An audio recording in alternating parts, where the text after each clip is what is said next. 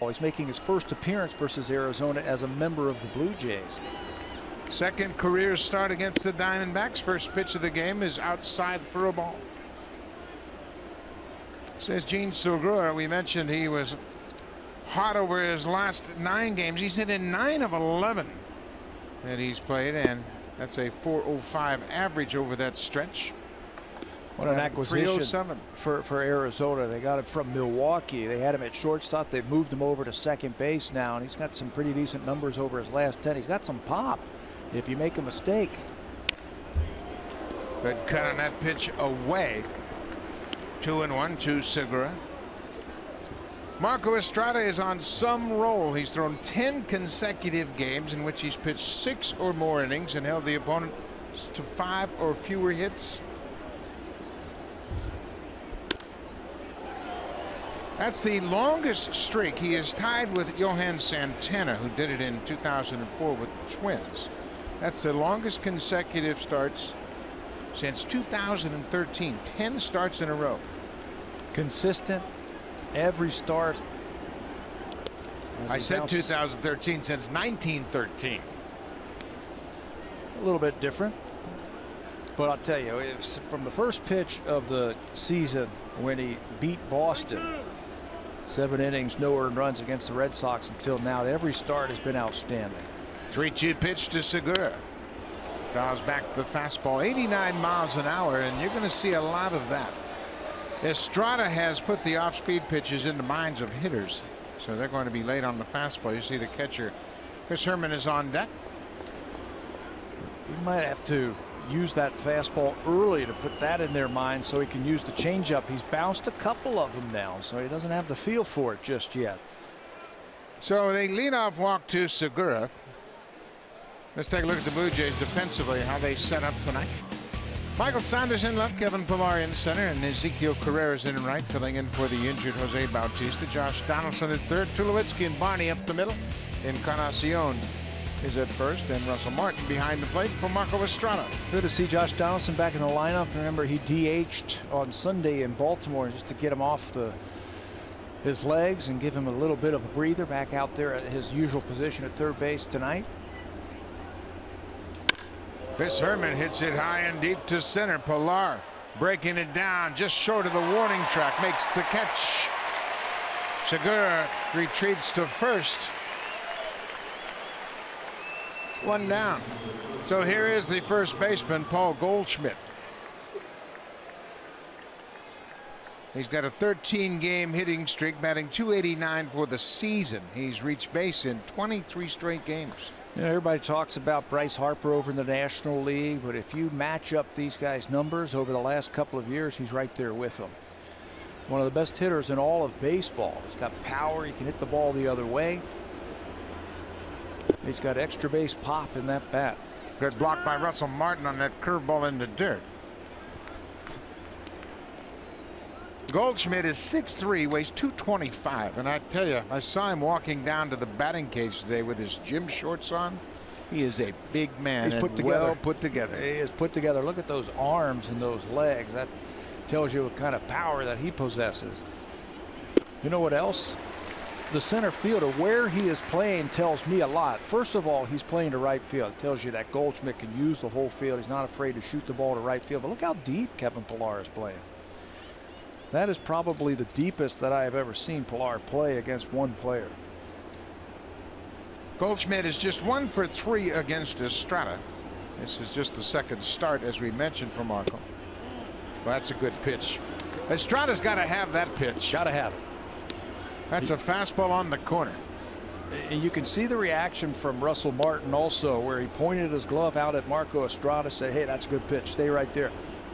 I'll argue on your behalf. I'll get that pitch for you eventually. Going to try it again. This time it's a strike. 50-50. Russell did his job. Yeah. Threw the ball back, said no worries. We're going to go out there again, so I want you to have a better look at this one, all right? So far, so good. Good relationship developing back there. 2-2 to Goldschmidt. He wanted 3 in a row, didn't get it. That one's just a little bit low. That's what I mean. I think he has to establish his fastball first time through here. And once he gets that feel for his changeup, he'll be okay, and he'll put fastball in the mind of those Diamondback hitters, and then he can use his changeup and curveball. Jake Lamb is on deck, the young third baseman. Segura has 8 steals. He's been caught 5 times. Well, if you feel comfortable that Goldschmidt, and he has a very good eye, is not going to strike out, you can start the runner right here. There goes the runner. Swing and a miss, and Martin won't even throw.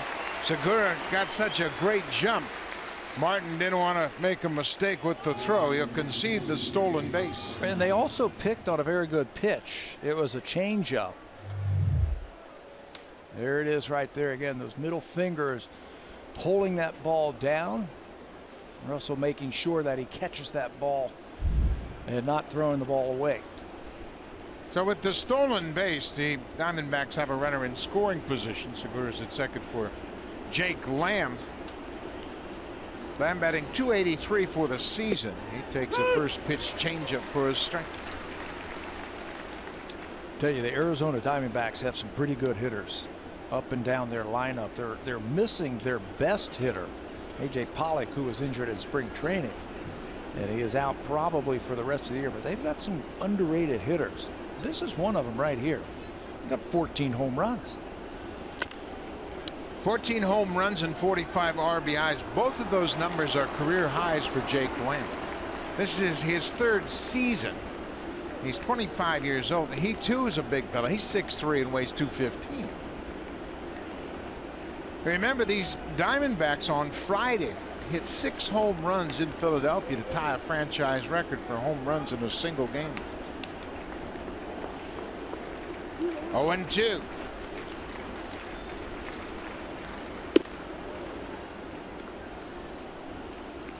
Martin tried to decoy the runner at second, Segura, by stepping to the inside, but all along he wanted to change up away.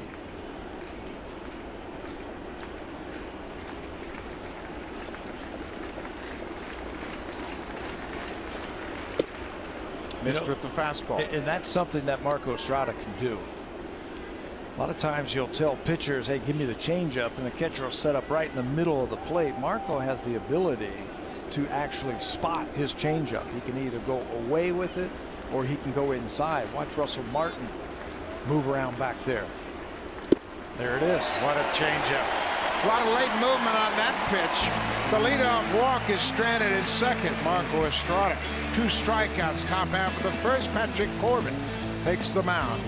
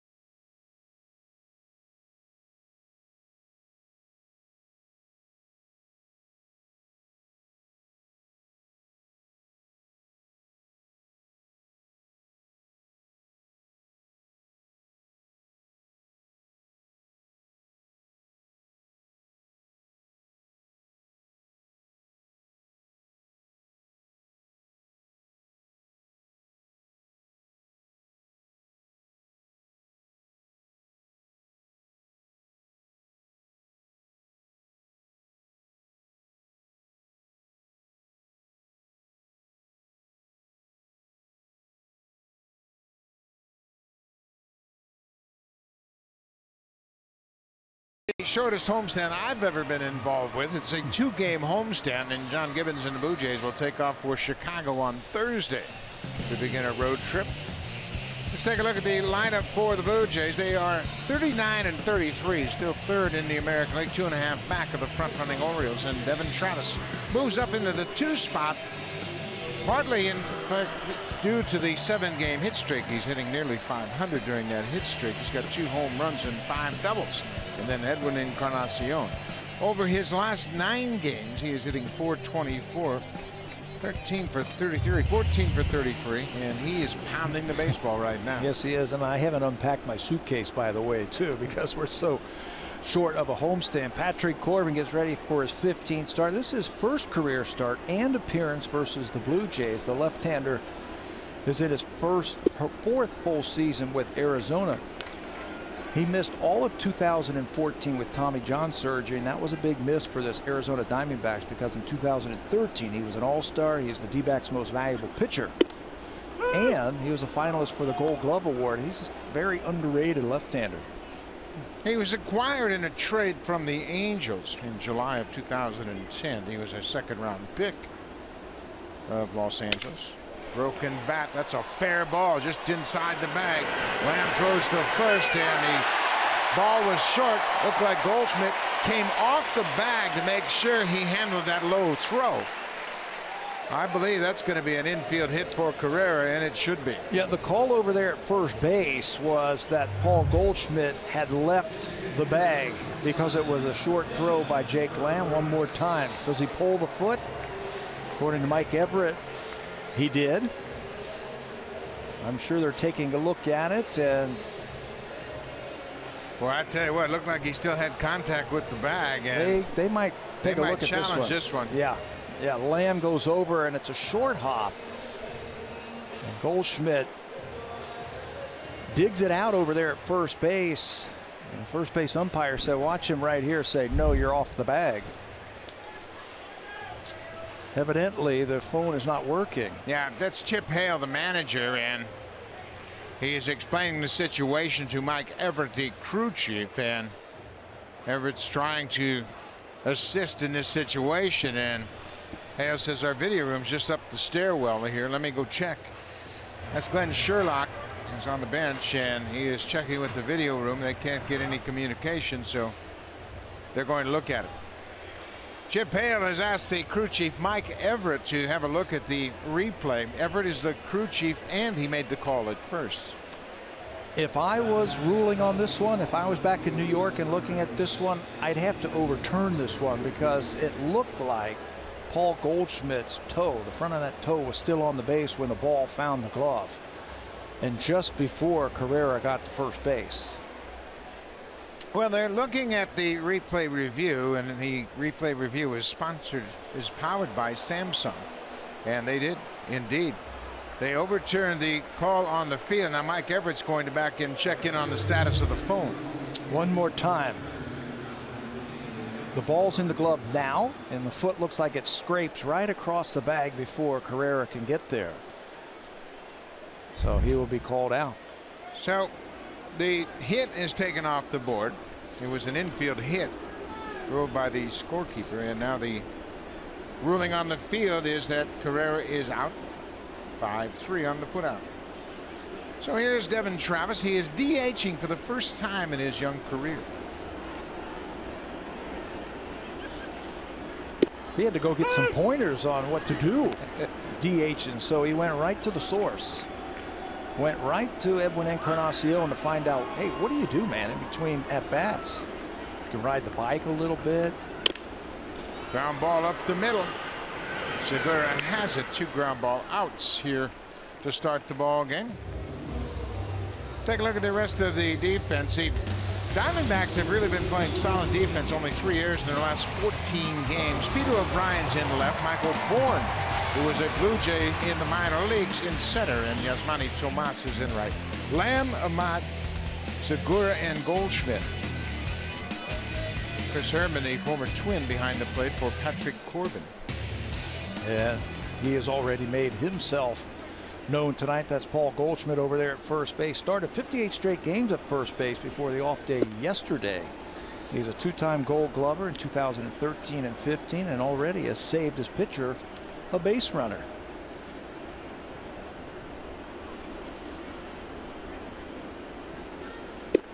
This is Josh Donaldson batting third tonight, as there's been a minor shakeup in the lineup. John Gibbons didn't want to move Carrera out of the leadoff spot. He's been doing such a good job there. And he also wanted to get Devin Travis up in the lineup. Josh Donaldson's been swinging a hot bat. He took the collar on Sunday in Baltimore. That stopped the streak that he had working. 3-0. You can bet he's getting the green light. It's flashing green. Line to left, and that's off the glove of O'Brien. Donaldson with a big turn. He'll hustle back to first. That was a laser to left, and it handcuffed the left fielder. Well, Peter O'Brien's a catcher. Came up as a catcher, but he can swing the bat, and they're trying to find a spot for him in the lineup. He gets picked on here in the first inning. This is a very tough play. It's a sinking low liner. And you can see as that ball starts to hook towards him, it's going to hook back to his right. It's off of his glove, falls safely to the ground. They are really lucky that that ball was not elevated. That ball would have been a home run.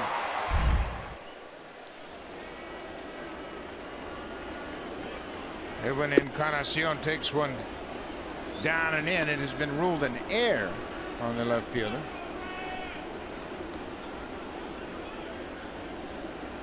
That's a tough error. You get handcuffed by a shot out in left field.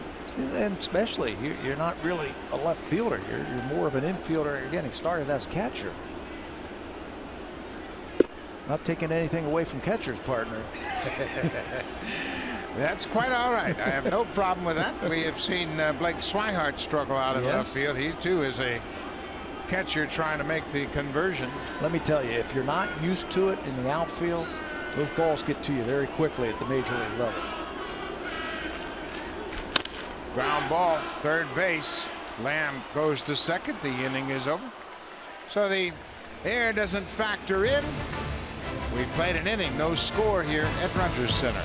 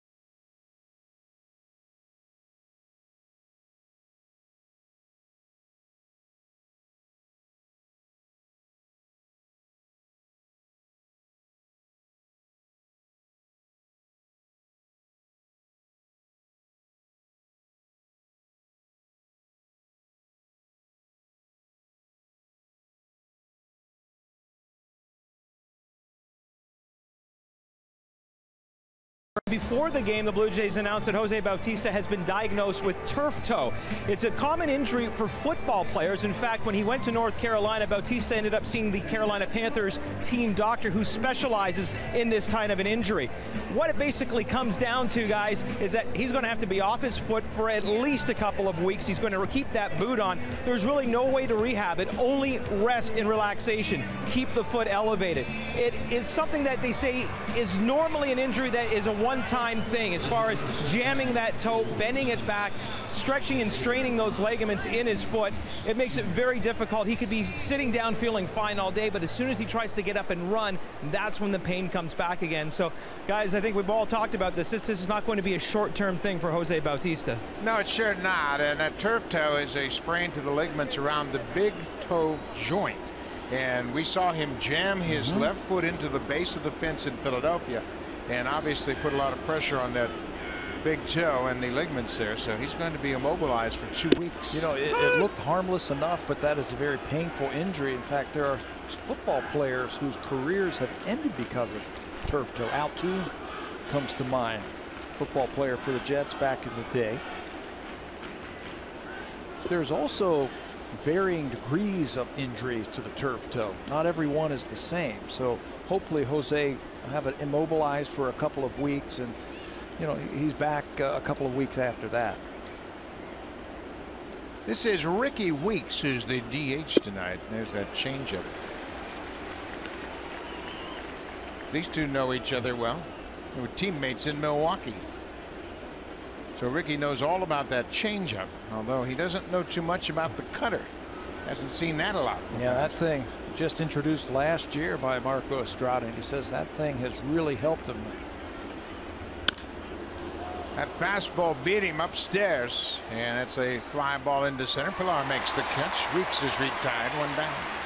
You know, I'm going to get back to that turf toe. It also is a very common injury in soccer because obviously you use your feet a lot, and then if you kick another player and you happen to bang up against somebody else, you know where it's really serious? In ballet. I could see that. Absolutely. On your toes. As much pressure as the dancers put on their feet and toes, and it's a very significant injury. I mean, you shouldn't scoff at it. I mean, everybody say, well, he stubbed his toe. No, it's a very serious injury.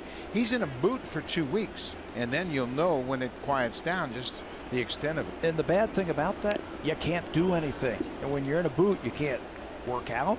You can't try to keep your, you know, you can do upper body stuff, obviously, yeah, lift weights, but you can't throw or anything because you wouldn't be on your feet. And you can't do any cardiovascular to keep your legs, keep your heart rate up.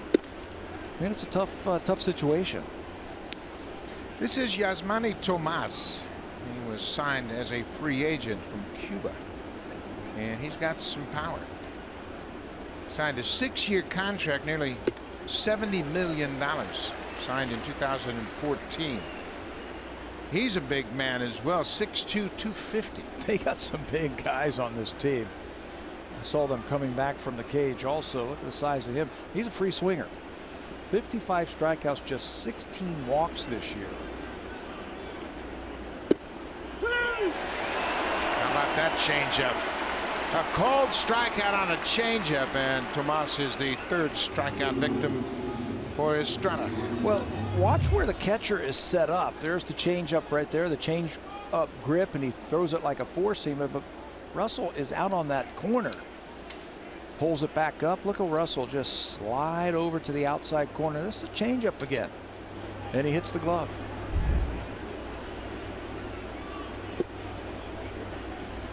So all you dads that are watching and want your kid to be a pitcher, don't worry about throwing 98. Teach him how to throw a changeup. First of all, it'll be a pitch that won't wear and tear his arm, and it'll be able to throw it forever. Isn't that the truth? It's not a high leverage type of pitch where you're giving your whole effort into it. There's not a lot of strain of throwing a slider or a curveball or a split finger pitch. Just soften your grip, figure out how to take the speed off the pitch and throw it like a fastball. There's different ways that you can throw it. You can throw it like a circle change with your last 3 fingers. Marco Estrada holds it with the 2 fingers, the middle finger and the ring finger, and then just lets it come right off those fingers like he's throwing a 4-seam fastball. Hitters see quick arm action, they think fastball. This is Peter O'Brien with a 2-1 count. O'Brien is the left fielder that was charged with the air off the line drive that Donaldson hit. He was originally signed by the Yankees, a 2nd-round pick, traded to Arizona for Martin Prado, and he has a reputation of really having some big power.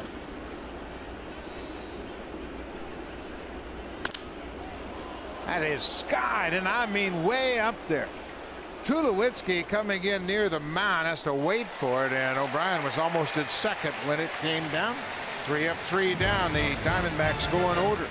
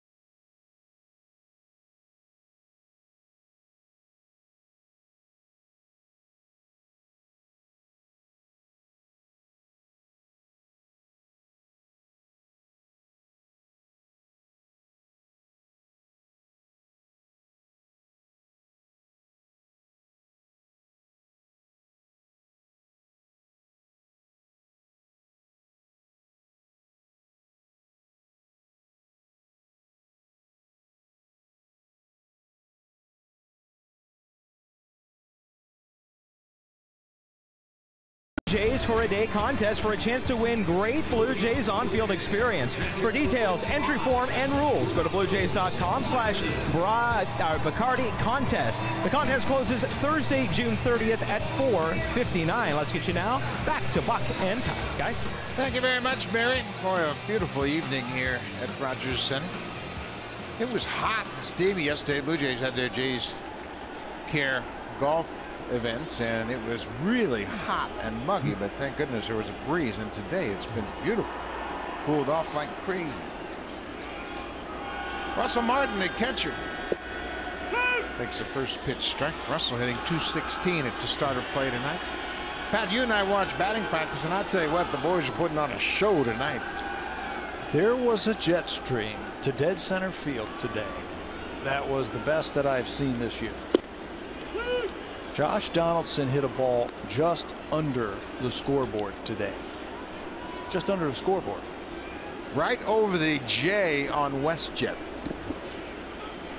I mean, it was a bomb. Everybody around the batting cage oohing and awing. Russell hit one into the fifth deck in left field. It was really funny. Edwin hit one into below that WestJet sign, right into the WestJet party deck, flight deck. And everybody's like, "Ooh!" Donaldson stepped in and hit it over that. Man, that ball was carrying today. 1-2 to Martin. Off the plate inside. Kind of looked like some of our tee shots yesterday. Yeah, didn't it? it's about as far as I could hit mine. 2-2 to Martin, leading off the bottom of the second. Bouncing ball. Lamb gets a big chest high hop, but he took his time and throws out Martin. Super Slow-Mo Cam. Brought to you by Rogers 4K TV. Get closer to the action with 4 times the resolution of HD alone.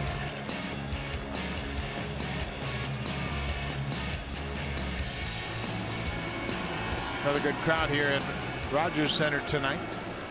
Blue Jays have the largest increase in the major leagues in attendance, up over 12,000 a game.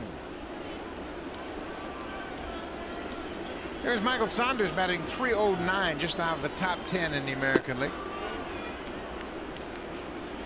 Michael's done a terrific job. He is 3rd in slugging percentage in the American League, behind David Ortiz and Manny Machado.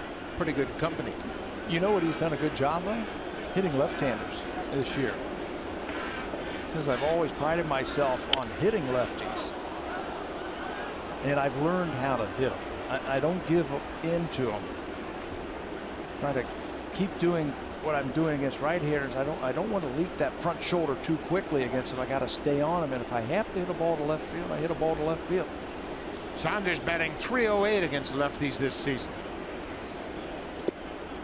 Waves that breaking ball. Boy, that's a great split. .309 against righties, .308 against lefties. He's proven he can play every day. Yes, he's an everyday player. And the power numbers against the lefties are the thing that really stands out when you look at the stat sheets for Saunders. 6 home runs against lefties. He's got 4 doubles, a triple. And this time he strikes out, second out of the inning. First strikeout of the night for Corbin. Not really a strikeout type of pitcher. He'll be around the plate. He's basically going to throw 3 different pitches: a fastball, slider, and a changeup. Here's his slider right here. If you don't know that much about Patrick Corbin, he's going to throw a lot of ground ball outs. He's already had 4 of them tonight. 137 ground ball outs, 7th most in the National League. Tulowitzki drives it to the alley. O'Brien cuts it off, and Tulowitzki will be held to a long single. Oh, that's a great sign. Tulowitzki jumping on that first pitch. He is one of the few Blue Jays that has faced Patrick Corbin in the past. He is now 5 for 13 against Corbin. I think you're absolutely right. Jumping on that first pitch, it just seemed like Troy was seeing a lot of pitches right down the middle. Go up there and swing, and he put a good swing on that one. Had a good game on Sunday in Baltimore. Hit a home run and a double. This is Kevin Pillar batting 8. This is where the Blue Jays lineup really lengthens out. Pillar's got 7 home runs.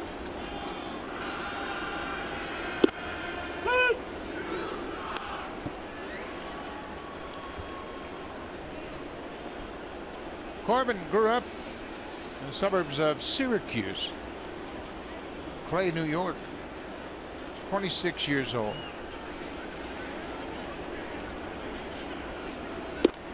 He has something in common with a couple of the Blue Jay players on this roster, Jose Bautista and Russell Martin. He went to Chipola Junior College down in Marianna, Florida. Wow. How do you get them? Get those guys down there, and then the big leaguers had to come from there. Ball in the strike, popped up. Catcher is out. Here comes Goldschmidt, the first baseman. He makes the catch in foul ground. Tulowitzki with a 2-out single. 2 innings done. No score.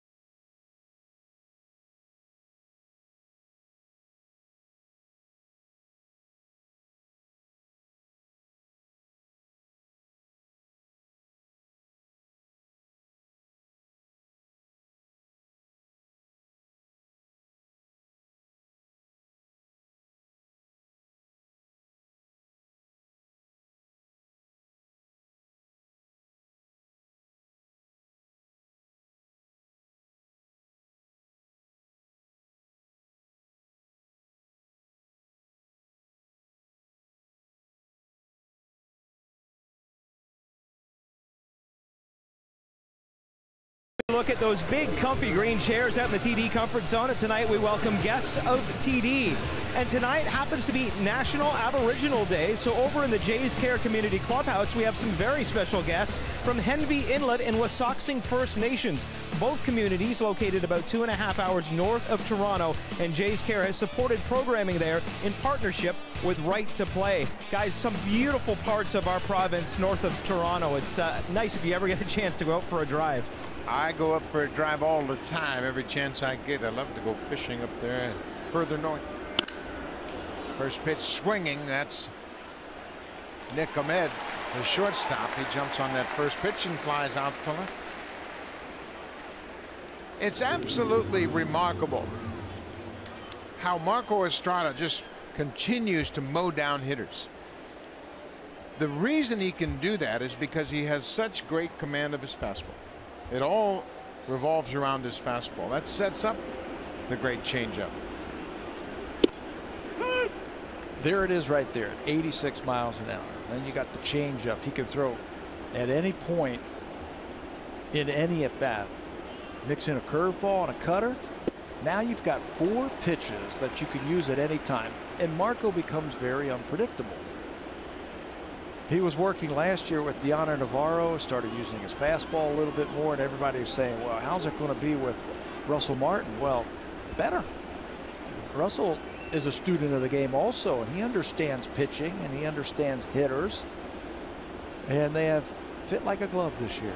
Marco never had any doubts about Russell Martin's ability to catch him. Look at that fastball. Again, fastball command. That's how you make a pitcher. Doesn't mean it doesn't matter how hard you throw. It's where you throw it, when you throw it. They wanted to actually go up in this at bat right here, and 2 strikes with Michael Bourne, and that's right down the middle. 88-mile-an-hour fastball freezes Michael Bourne with 2 strikes. Estrada has 4 strikeouts. 3 have been on changeups. That last one on a fastball. Back to the top of the order. Shane Segura walked to start the game. That might have been his first cutter of the night right there.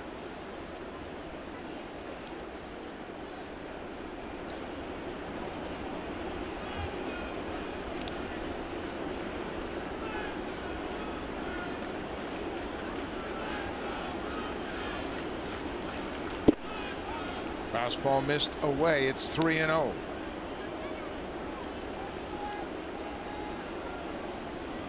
Chris Herman, the catcher, flew out his first time up. He's on deck.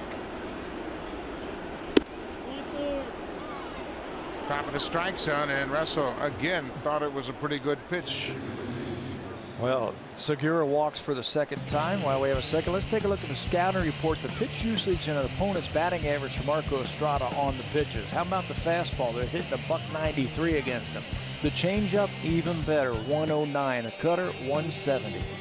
And the curveball, the highest at 263. Add it all up, it's a 168 average. The best in all of baseball, not just the American League, but the National League also. And what's doubly impressive about that, a 168 batting average, he's pitching against those American League lineups for the most part. And they're deep. They've got the designated hitter. They got a lot of home run hitters. And Marco is a fly ball type of pitcher. He'll give up his share of fly balls, but they're weak fly balls. Chris Herman, there goes Segura. Martin's throw is not in time. Segura's second stolen base of the ball game. He now has 10.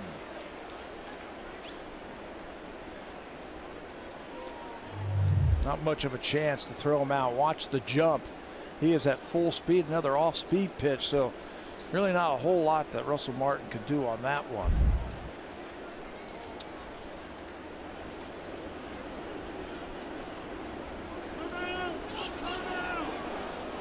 Umpire at home had called timeout as Segura was thinking about breaking for third. We have seen this now where teams playing in the shift, they become vulnerable to a stolen base at third. Donaldson's got his eye on Segura.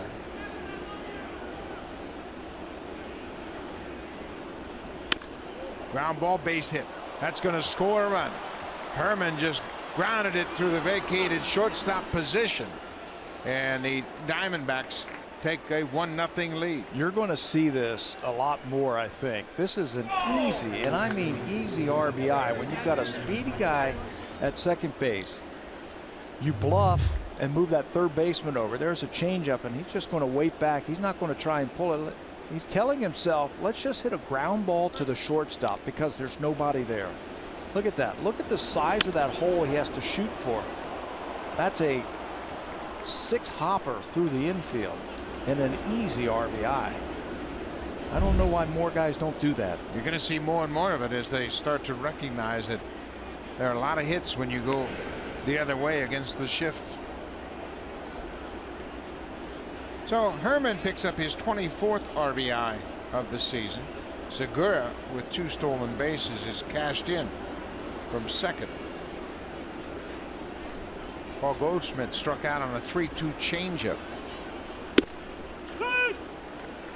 High fastball.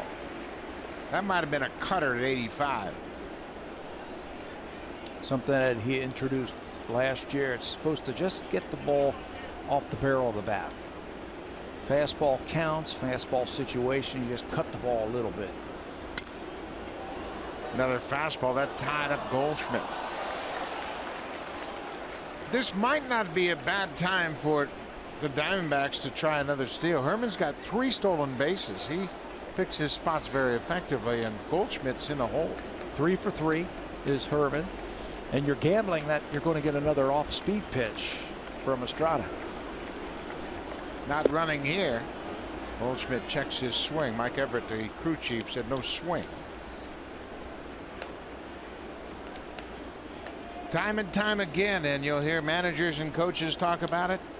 Walks will kill you. A 2-out walk to Jean Segura. Jean Segura has come around to score. Yeah, a fast guy too. Got himself in a scoring position with his speed. Goldschmidt gets a piece of that changeup.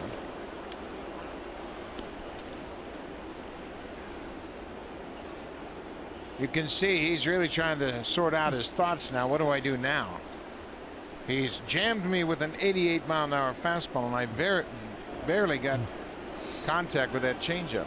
Hasn't shown in the curveball yet, has he? Now he has. Pretty slick, Mr. Tablet. Pulls that curveball out of his back pocket to strike out Goldschmidt for a second time. The hook gets him, but the Diamondbacks have taken a 1-0 lead.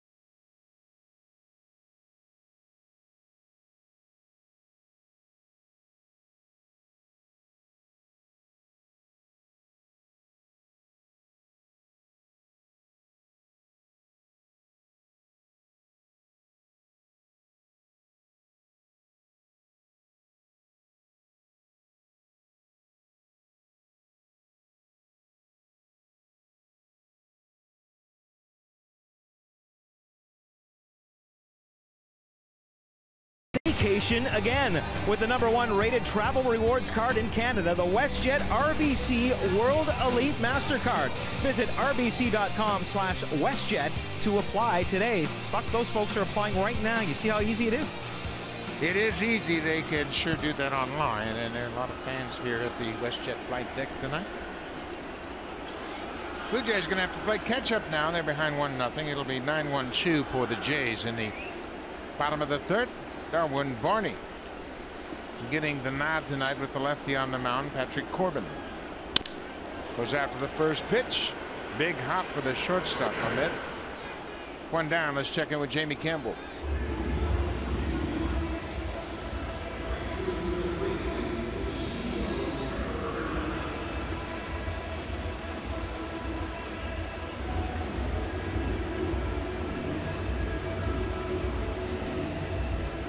Thank you very much, Jamie.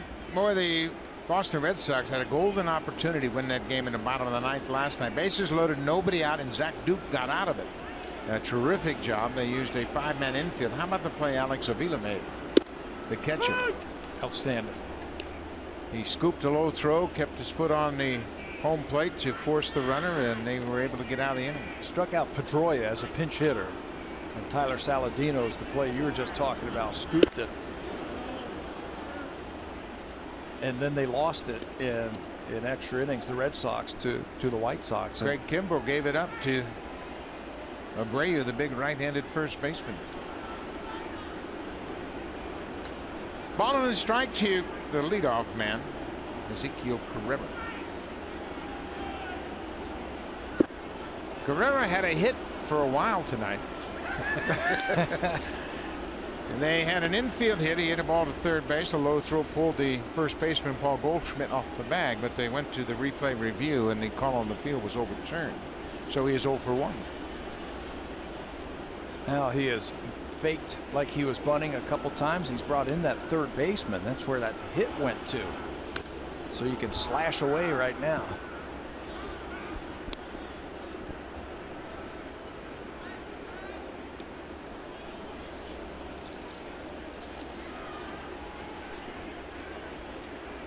John Gibbons likes the presence of Carrera in the leadoff spot, so even though there's a lefty on the mound, he has kept him batting first in this lineup. Drives this one to left. O'Brien's going to play that one on a hop, and you can see he's not comfortable at all out in left field. He's playing for just the 8th time in left field, and that was a line drive, and more accomplished left fielders would have probably charged a little bit more aggressively. Their normal left fielder, David Peralta, just went on the disabled list, and that's why O'Brien is here, and he's trying to play some left field for this team. You can see he tries to smother it with any part of his body, knocks it down luckily with his bare hand. Peralta went on the disabled list with lower back strain. Said he woke up on Thursday. It was hard for him to get out of bed, so they put him on the DL. That's unfortunate. He's a very good player, a former pitcher that has made a conversion to a very good everyday player. Devin Travis grounded out to second his first time up.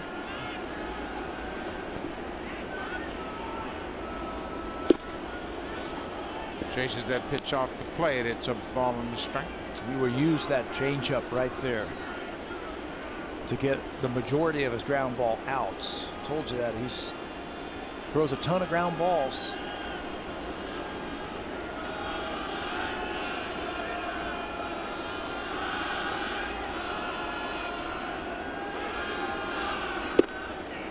Good take just downstairs. Well, he throws a ton of ground balls. He's not a big strikeout guy. Travis is a good contact hitter. Carrera's got good speed. It sounds like a hit and run to me. This might be the play right here. 2-1. John Gibbons loves to hit and run on a 2-1 count. Get those infielders moving around.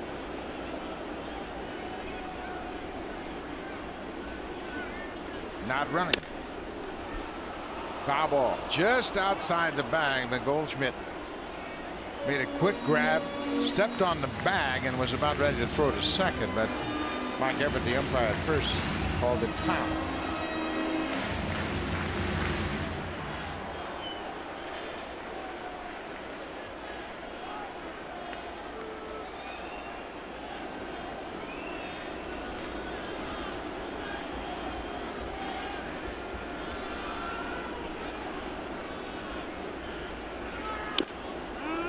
Foul ball. Came inside and tied up Travis on an inside pitch. Looked like he cut that fastball in the inner half right there. Inside, outside. He's going back and forth. Change-ups away. A little bit firmer pitches on the inside part of the plate. That's Zach Greinke, the big offseason acquisition. Boy, is he on a roll. He's won 7 straight starts. Talking with Dave McKay, first base coach. 2-2. Just in case the Blue Jays were thinking about running.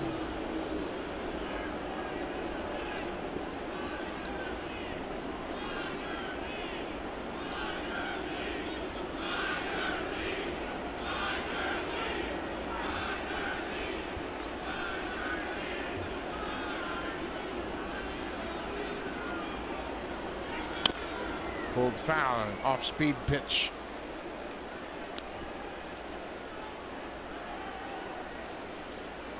One to nothing, Arizona. Chris Herman, the catcher, with a 2-out single through the vacated shortstop position. Drove home Gene Segura.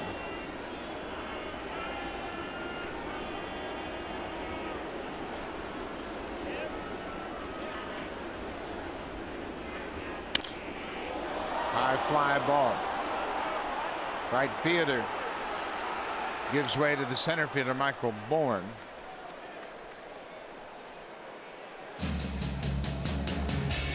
Home Hardware and Building Center locations, proud partners of the Toronto Blue Jays. Homeowners helping homeowners with expert advice.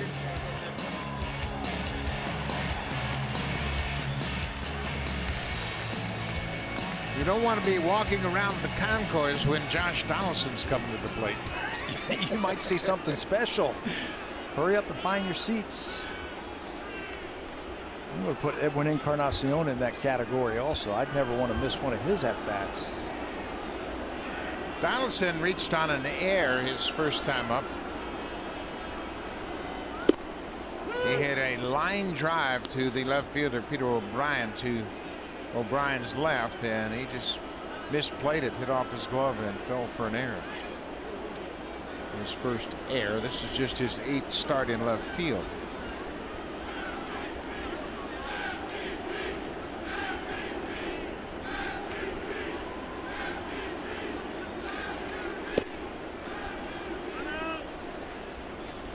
Donaldson was named the American League Player of the Week for the week that ended June 19th. During that week, he hit .444 with 11 runs scored, 4 doubles, a triple, and 3 home runs. And for good measure, he drove in 9 runs over that 7-game span.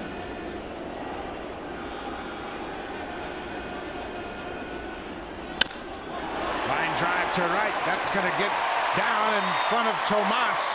Carrera is going to hold up at third, and Josh Donaldson, boy, he stayed on that pitch and drilled it to right. You know, he's been swinging a hot bat like you were just talking about, those numbers, because he's been staying in the middle of the field. And when he stays in the middle of the field and drives ball to right center field, he's on everything. He'll still pull balls that are down and in. Did you see his head? Watch his head go right down to this baseball and stay right on it.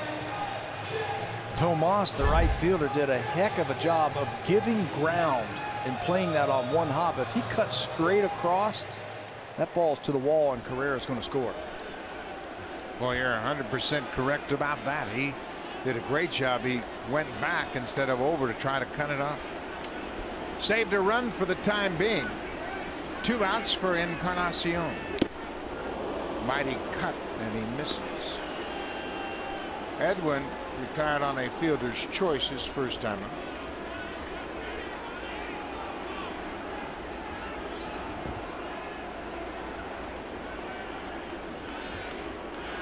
Remarkable numbers, hitting just over 200 with runners in scoring position. It's remarkable because he's driven in 61. 61 runs. And he's hitting right at 200 or just below it with runners in scoring position. He's picking up plenty of RBIs from the guy at first base. He's got 18 home runs. He's only hitting .257 coming into this game, but he's making every hit count. Leading the American League, he's 2 ahead of Ortiz in the RBI category. Edwin leads the majors in runs batted in. Nolan Arenado has 57 for the Rockies. He's the National League leader. He has had plenty of opportunities, men on base, plenty, and he's starting to cash them in. Starting to hit his share of home runs, and they got to pitch to him when they've got guys on base like that. You get men on base, power hitter, no place to put them. Takes that pitch down and in. Corbin in his last start threw more sliders than he did in the previous start. Almost a third of his pitches in his last start were sliders. Looked like he tried to go to it right there to get Encarnacion, but he wasn't biting on that slider.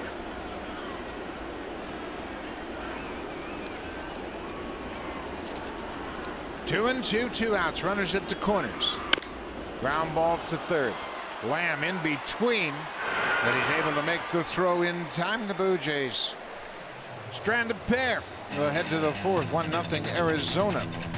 And here comes the ultimate cleanup crew, brought to you by Home Hardware's exclusive line of the ultimate hard-hitting and tough-on-grime cleaning products.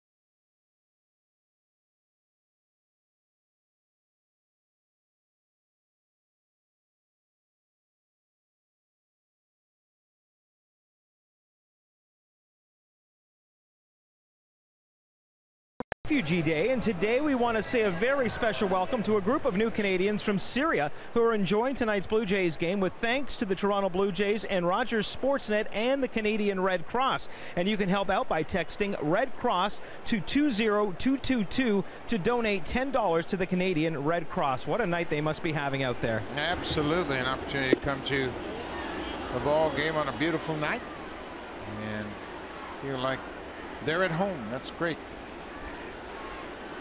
Jake Lamb,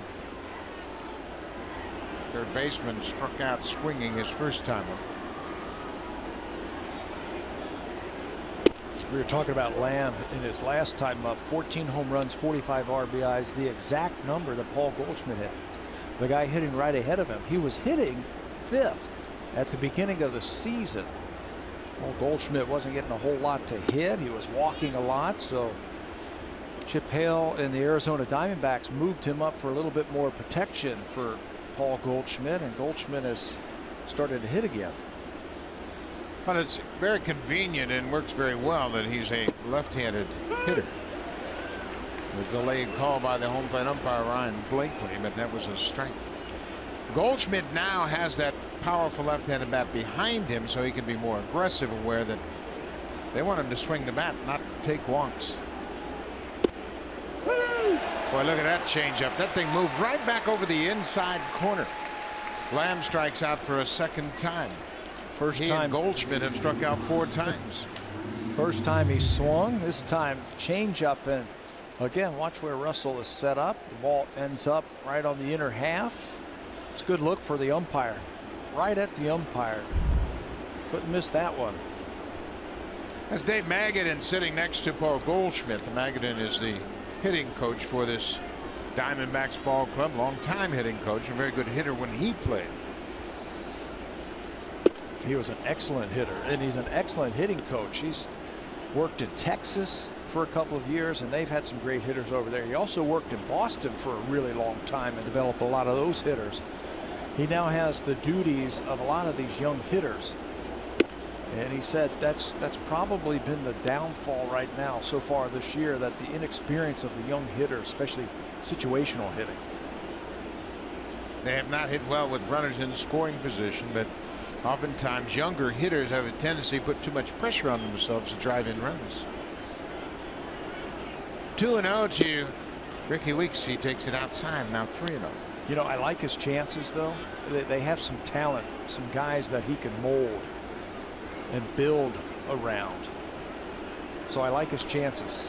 Well, and you mentioned the 2 guys that are out of the lineup right now, A.J. Pollock and David Peralta. They're 2 pretty good hitters, yes, and really add a lot to this offense. Ricky Weeks had the green light on the 3-0 pitch.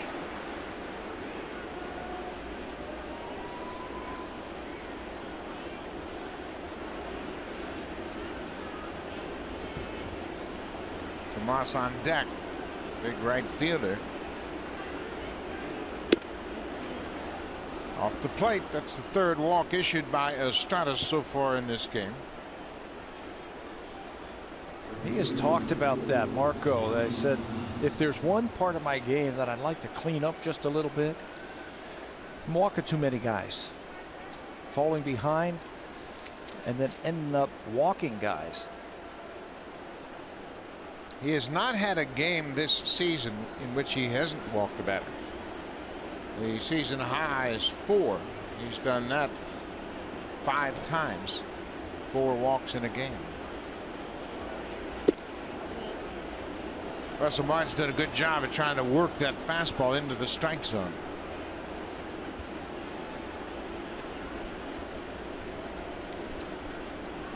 Yasmani Tomas, he was called out on strikes his first time up. Drills this one down the left field line, but that's going to hook out of play into the seats. Diamondbacks are working their 2nd time through the lineup now against Marco Estrada, and if you look at the numbers, 1st time through, 2nd time through, for Estrada it actually gets better. The best chance for the opposition against Estrada this year has been their 1st time. They've hit 192 against him. It's gone down after that. Curveball missed upstairs. Marco has thrown a lot of curveballs. He threw a very good one to Paul Goldschmidt to strike him out to end the third. But they're just mixing it every once in a while to put it in the hitter's mind. 2-1 to Tomas. He beats him with that 89-mile-an-hour fastball. He was late on that. I don't know what the game plan is going to be for the Diamondbacks now as they make their way through this game, but it might be they're starting to look for something off speed, a changeup, because Tomas, who's a free swinger and a good fastball hitter, got beat with that one. Another fastball. He's late again. 89 miles an hour. As a catcher, you can sense that where he is when that ball comes into the hitting zone. You know if he's late on it. So your tendency is, well, I'm not going to change. I'm not going to get off of that pitch. See Russell, look at the wheels spinning. He's thinking about where he wants to go next. He's not looking in for a pitch selection. He's looking in for the running game signals. There goes Weeks. High fly ball deep to left field, and this ball is way back. Yasmani Tomas has hit it into the second deck, his 10th home run of the season. And it came on a 2-2 pitch. Well, we told you at the beginning that the ball's been flying out of here in batting practice. Guys were putting on a show all day in BP today. So anything up in the air has got a chance to leave the ballpark. That time Tomas, who's got big time power. That was a changeup. Lofts it into the second deck here for the home run. He was sitting on it, finally got it. It's a 2-run homer. Cut fastball for a strike to Peter O'Brien. And you're right, they were looking for that off-speed pitch, and he got his pitch, didn't miss it. He was gambling that they weren't going to throw 3 straight fastballs to him. And he guessed right.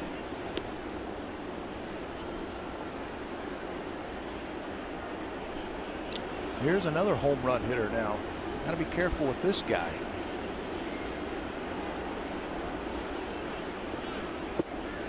That's a good curveball. O'Brien out in front of that hook. We mentioned that David Peralta's on the disabled list, and O'Brien's on the team. He's here because he hits a lot of home runs. He was leading all of minor league baseball in home runs before he got called up. Playing at AAA Reno for the Diamondbacks AAA ball club. Changeup pulled way outside.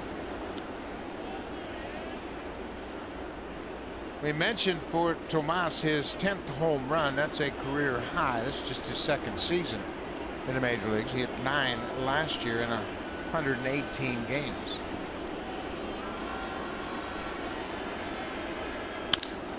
This ball is hit to center. Pillar's on the run, back at the track, at the wall. Oh, what a catch! Kevin Pillar never broke stride, stayed with it, and he may have hurt himself. He hit that wall hard, running straight away from the infield, and he's at it again. A terrific catch by Pillar. No regard for his body. He's going to go right into that wall. It's padded, but he hit that thing hard. He has an idea where that wall is. And he takes another extra base hit away from a batter. Watch him in center field read it right off the bat, runs straight back, takes a quick glance to see where the wall is, catches it, and hits it hard.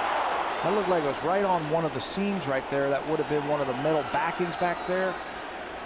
And the shoulder jams up against it, but he holds on to the baseball. He leaves his feet and hits the wall about 1.5 feet off the turf. What a catch by Pillar. Ground ball. Donaldson in front of the shortstop. Spins and fires to first. The inning is over.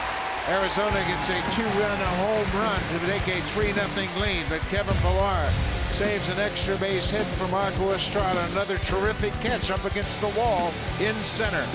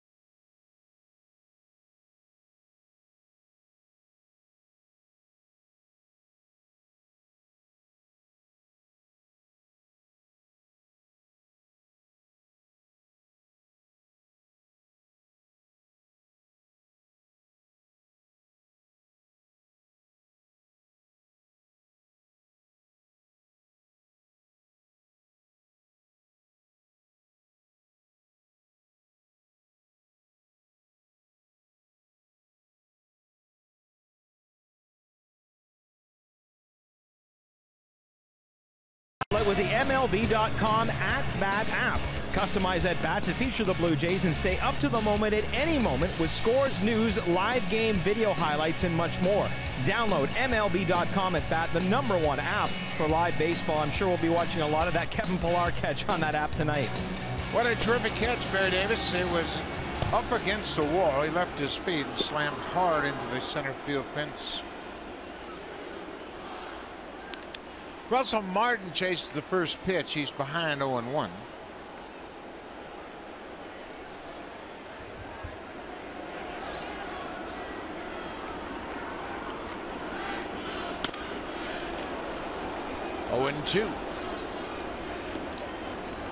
Well, you want to see a great catch? Does this remind you of anything in this ballpark? We were with him yesterday. That's exactly right. Kevin Pillar taking away extra bases. Reminds me of the Devon White catch in the World Series up against that center field wall.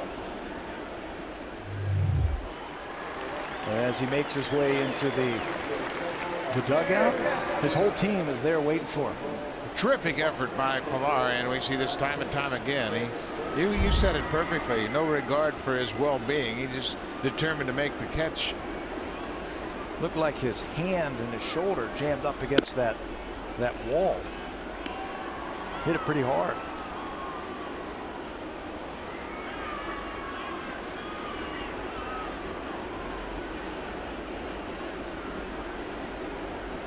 Two to Russell Martin. Now it's a full count. In and out, back and forth, and you really have to be patient facing Corbin. Michael Saunders struck out his first time up.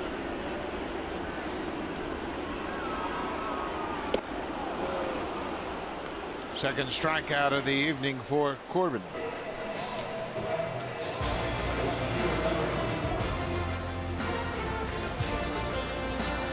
The all-new Civic, the 2016 North American Car of the Year.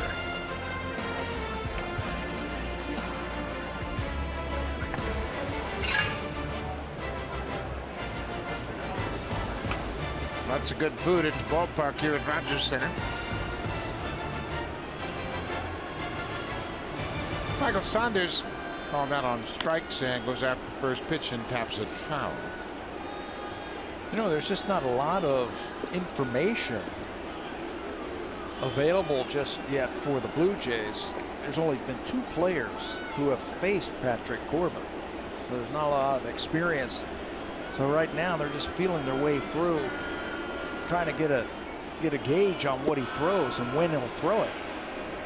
Saunders committed to swinging that breaking ball, and you can see he was frustrated by the fact that he chased it. Every pitcher's different as far as the spin on their breaking ball, the release point, the velocity, of course, and it takes you a while to get comfortable against a particular pitcher that you've not faced before. Breaking ball. That ball is drilled, and it's going to go all the way to the wall. Saunders is around first. He's headed for second. He'll stop there with a 1-out double. His 18th double, and he stayed on that pitch. You know, we were talking his first time up about how he's not giving ground or opening too quickly against left-handers. He's going to keep that front shoulder closed, and that was an excellent example how he stayed on that breaking ball, didn't commit too early, stayed on it, and he is rewarded with a ringing double to right center field. And again, another hit off of a left-handed pitcher for Michael Saunders. Keeps that average over 300. So now Troy Tulowitzki singled his first time up. He's one of the 2 players Pat was talking about that have faced Corbin prior to this game tonight. The 2 National League guys, Barney and Tulowitzki. Again, this is the first time that Patrick Corbin has ever faced the Blue Jays. Tulowitzki goes after the first pitch for a second time tonight.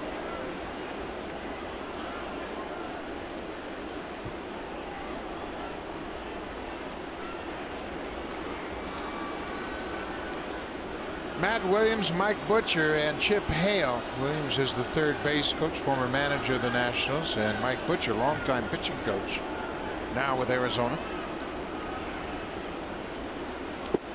Ball in the dirt. Saunders wisely stays put. He's in scoring position for Tulowitzki. Nice play by Herman to block the ball and then recover very quickly. The catcher sets up outside, he pulls it onto the inside, blocks it, and then very quickly gets to his feet. If that ball would have ricocheted, I think, towards the first base side, I think Michael Saunders would have been able to move up. But because it went to the third base side, a shorter throw, no chance. You're already in scoring position. Tulowitzki hit a 2-run home run off of Chris Tillman in the second inning on Sunday in Baltimore.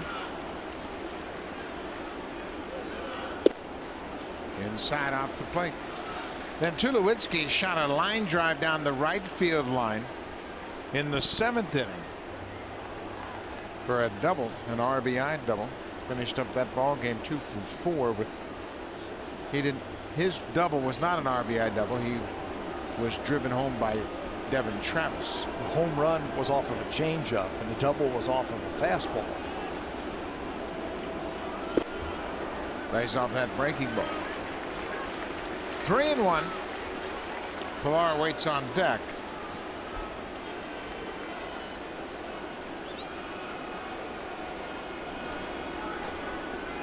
I wouldn't expect Corbin to give Tulowitzki much to hit right here with the base open. The intentional walk here, first base open.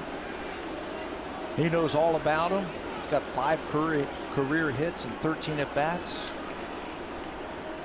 I wouldn't be looking for a fastball. He walks him. That's the first walk issued by Corbin, and he doesn't mind that walk at all. Gets him into a double play situation, pitches around the dangerous hitter.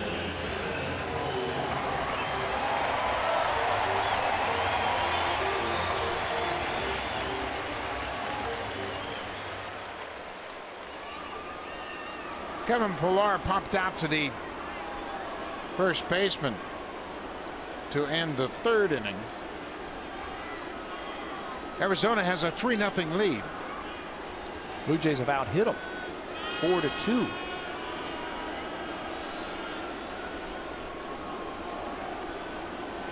But Arizona, we mentioned they had 10 home runs in a 4-game series in Philadelphia. They have a home run tonight. Yasmani Tomas.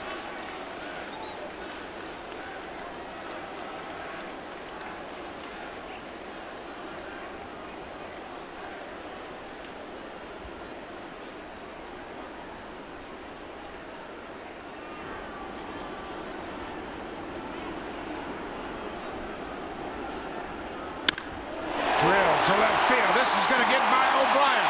Saunders is in to score. Tulowitzki's being waved around third. Here's the relay throw from the shortstop. It's cut out. Kevin Pilar, a 2-run double.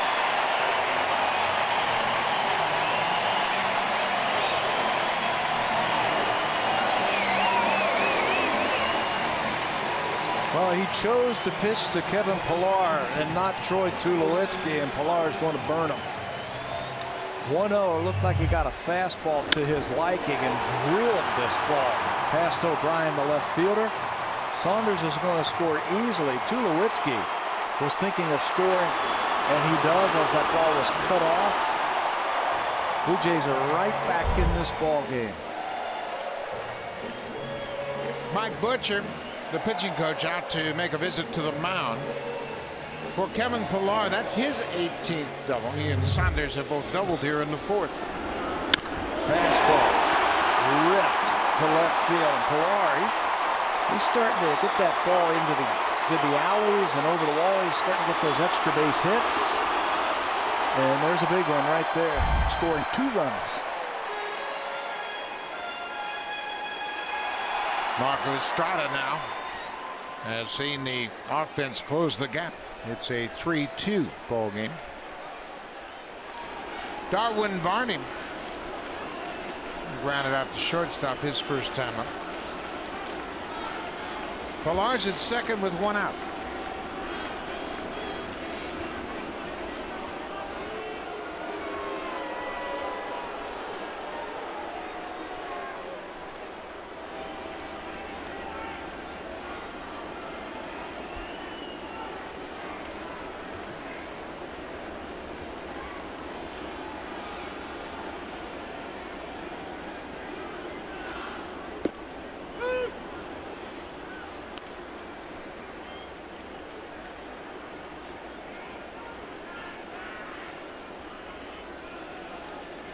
Butcher knows all about this Blue Jays ball club, having coached for the Angels and for Tampa Bay. Oh yeah, he knows that the Blue Jays can strike very quickly. That's bounced off home plate. That's a foul ball. When the Jays are hitting doubles, it just compounds the problem for the opposition's pitcher, because there's always a guy in scoring position. They're hitting good pitches and they're driving the ball into the outfield. The next thing to come, the home runs are going to start coming. And we've seen plenty of those lately from the Blue Jays. Good balance in this lineup now with a combination of lefties and righties. You can really spread out the offense. Darwin Barney with a chance to tie it up. Darwin doesn't strike out very often. He always puts the bat on the ball.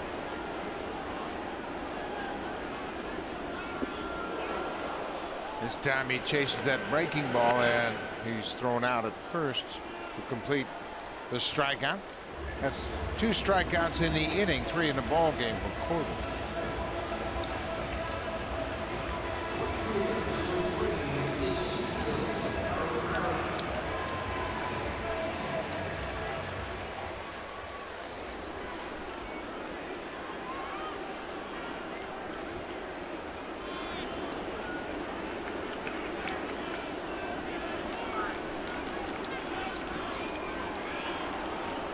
Ezekiel Carrera is 1 for 2. He had a single off Corbin to left field his last time up.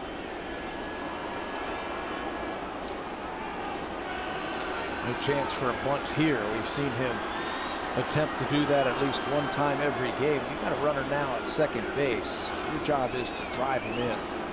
Don't leave it for the next guy.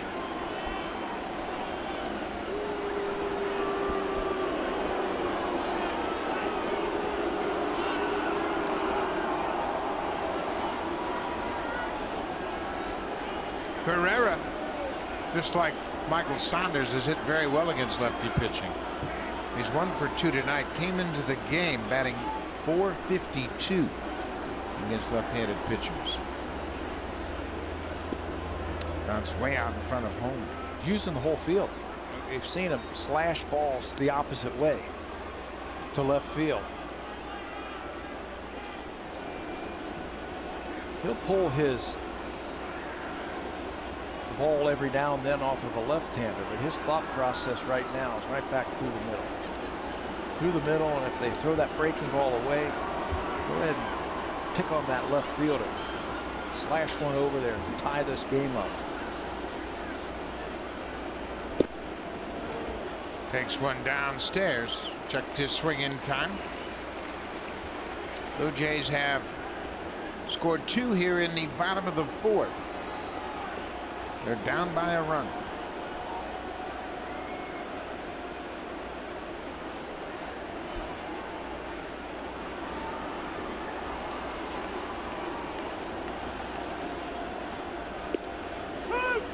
Good curveball. Corbin's got to come after Carrera. All you have to do is look on deck. You got a hot hitter in Travis, and right behind him, Josh Donaldson. Yeah, this is the guy he wants right here. Pillar's taking off for third. The throw from Herman is a good one, and Kevin Pillar, an ill-advised break to third. He gets thrown out to end the inning, but the Blue Jays make it a 3-2 game. Now time for Blue Jays Central Update. Here's Jamie Campbell and Kevin Barker in the Samsung broadcast studio.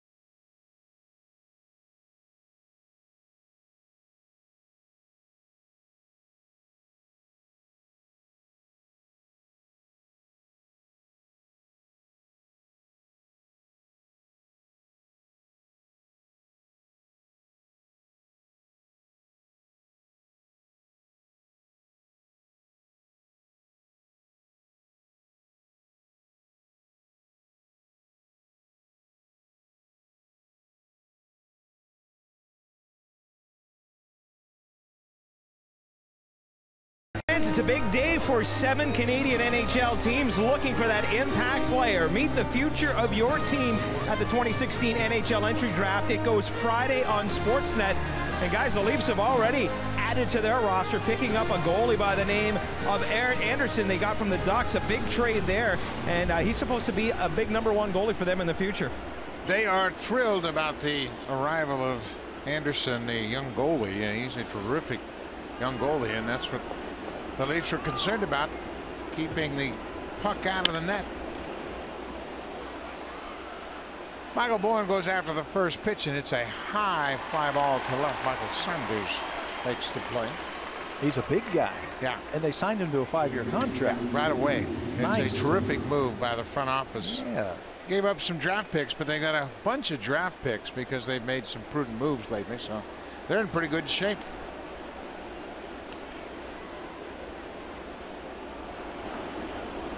One down, back to the top of the orders.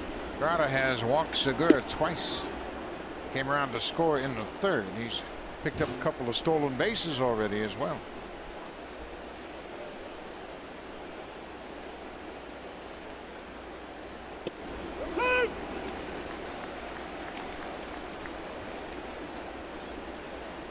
These two were teammates in Milwaukee, so maybe he knows all about Segura.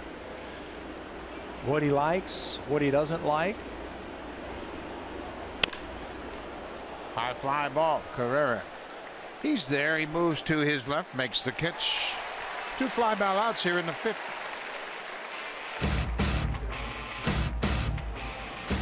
This Blue Jays Rogers 4K broadcast is powered by the Samsung 4K SUHD TV.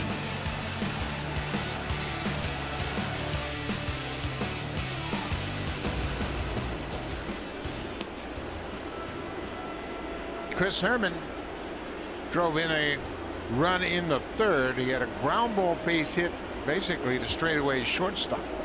They continue to play him in the shift. Wonder if he'll have that same swing now. There's not a runner at second base in scoring position, or if he'll try and hit a double here. And he hit it right at the shortstop. Well, if the shortstop was standing in his regular position. This is a deep fly ball to the left. Saunders has got room. He makes the catch. Marco Estrada, 3 fly ball outs in a 1-2-3 5th. Good job by Estrada to get the hitters back up to the plate.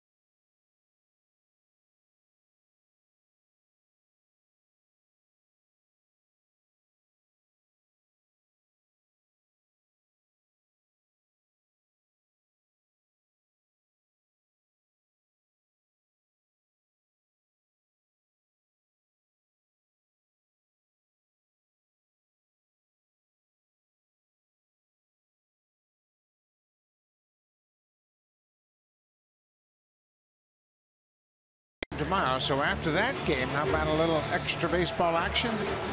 You can see the White Sox at Fenway taking on the Red Sox. It all starts at 7 Eastern, 4 Pacific on Sportsnet 1, Sportsnet Now.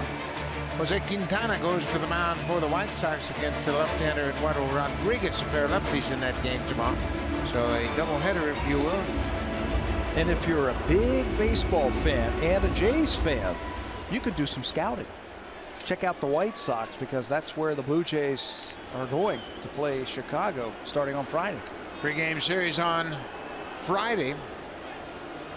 Chris Sale pitches tonight in Boston. Chris Sale should pitch Sunday in Chicago.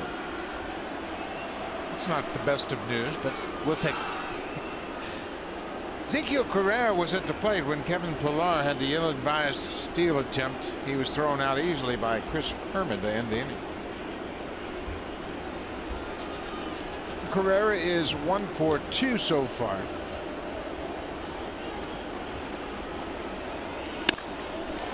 Sharply hit. Ahmed is short. Makes the play. And the ground ball out. Well, Devin Travis is 0 for 2 so far, but he came into this ball game with a very good 7-game hit streak. Remember, he started very slowly when he was called up to replace Troy Tulowitzki after Tula went on the disabled list, so his timing wasn't really there. Well, over his last 7 games, it has come back. A 481 average. Look at the on-base plus slugging. 1-3. During his 7 games, he has 5 doubles, 2 home runs, and he's driven in 9.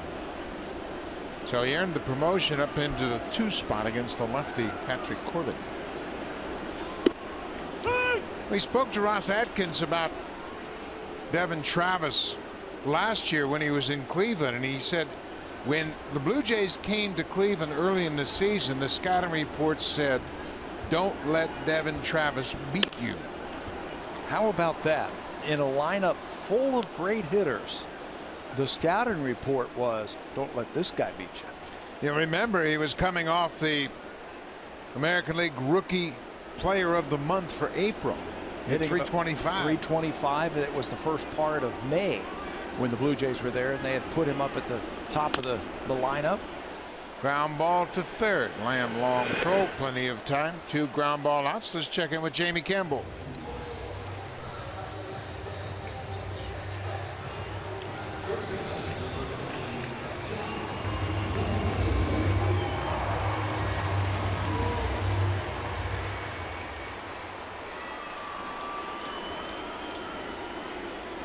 Home run number 10 for Blackman.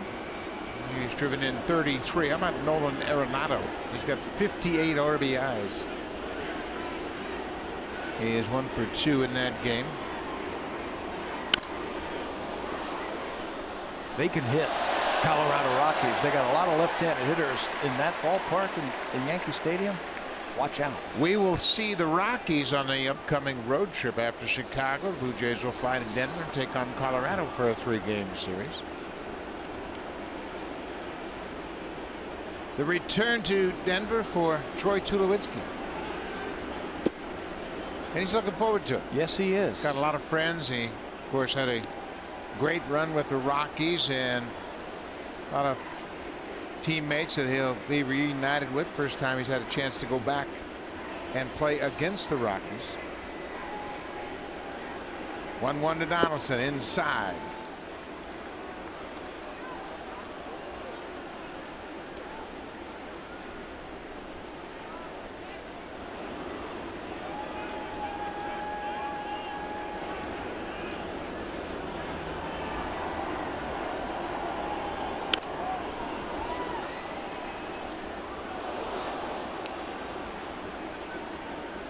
Pillar with a 2-run double. Tulowitzki has walked and singled tonight. Michael Saunders has a double. He's scored. Bottom part of the order. Cashing in the 4th.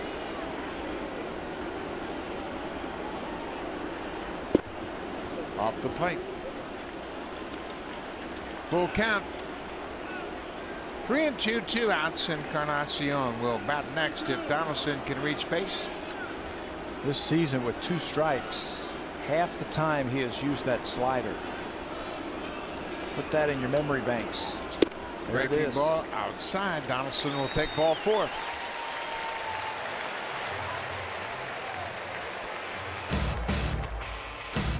Home Hardware and Building Center locations. Proud partners of the Toronto Blue Jays. Homeowners helping homeowners with expert advice.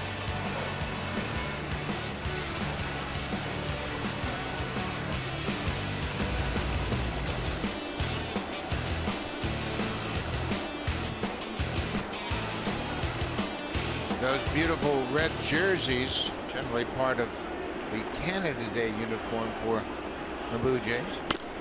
Conachon goes after the first pitch. Lamb will go across the diamond, bounces it, but no problem for Goldschmidt. The inning is over. Blue Jays leave a base runner. We have played 5. Arizona has a 3-2 lead.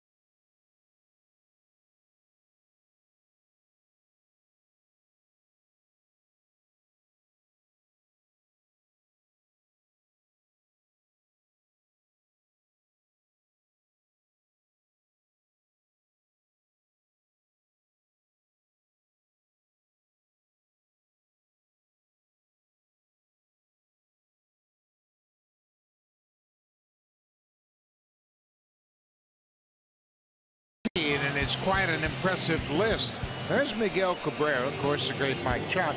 Paul Goldschmidt is 3rd, and David Ortiz, he's 4th in the OPS department since 2013. Can I make this my middle of my lineup if I want to start a fantasy team? That would be pretty good. I think I'd take my chances with those hitters. Paul Goldschmidt does not get the recognition that he deserves around the world because he plays for a team that really hasn't been in the playoffs. Goes for the first pitch, and he hustles down the line. He is thrown out by Tulowitzki. I'll tell you what, though, this guy can put up some numbers. He's also stolen 9 bases this year for a first baseman. Great on-base percentage, home runs, doubles, batting average, RBIs, everything. Plays a great defense, too. He had 21 steals last year, caught just 5 times. He's an all-around player. He's a 2-time Gold Glover, 2-time Silver Slugger. And he's just 28 years old.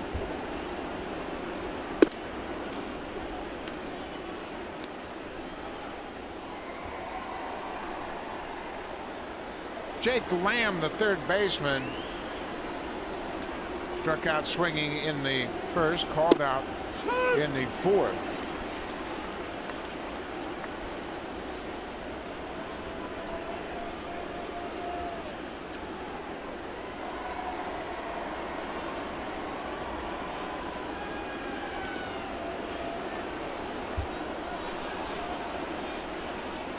Curveball is bounced, gets away from Martin.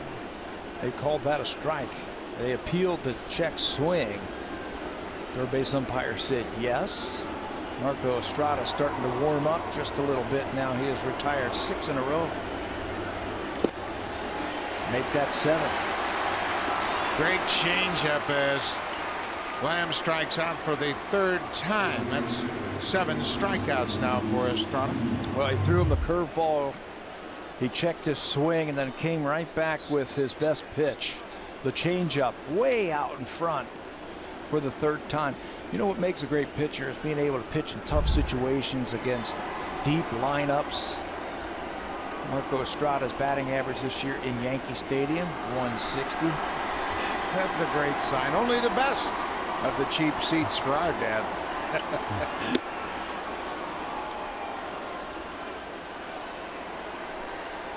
Ricky Weeks drew a 1-out walk in the 4th and scored on the home run by Yasmani Tomas.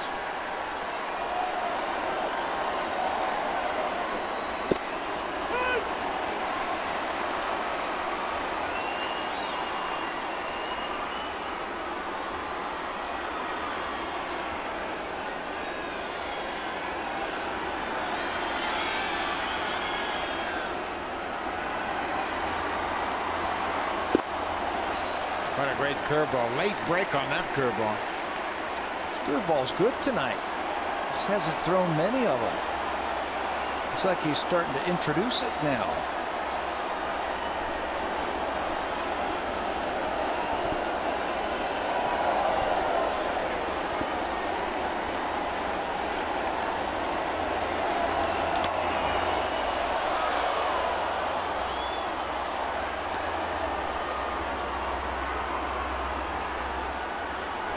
Weeks got a piece of that changeup.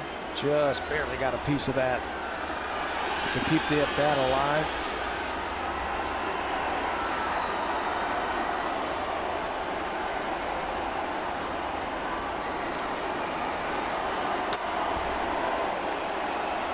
Weeks is on everything. I was talking about pitchers who can pitch in hitting ballparks. Fenway Park this year, Marco Estrada's batting average against 196. Yankee Stadium, it's 160. Here at Rogers Center, it's just 143. These are deep lineups in very small ballparks, and he's made these lineups look very ordinary. Another curveball and another strikeout. Marco Estrada sets down the side in order with a couple of strikeouts. He's punched out 8 so far. Russell Martin will start things off. Then Michael Saunders has doubled tonight. Troy Tulowitzki's been on base twice, and Kevin Pillar.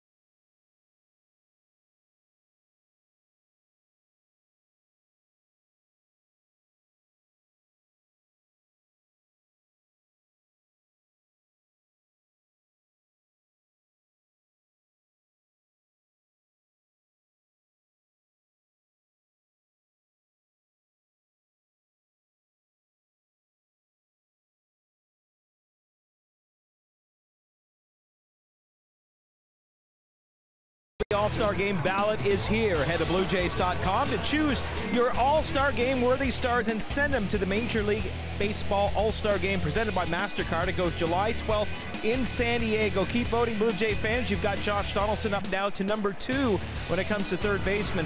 But Michael Saunders, he needs your help. Russell Martin goes after the first pitch and lines it into left. A leadoff single.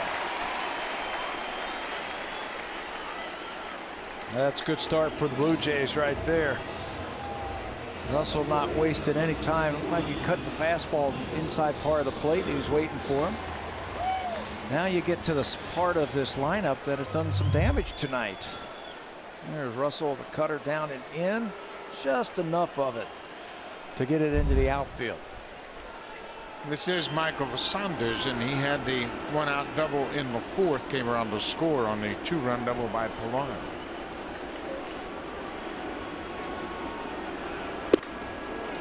Off the plate outside.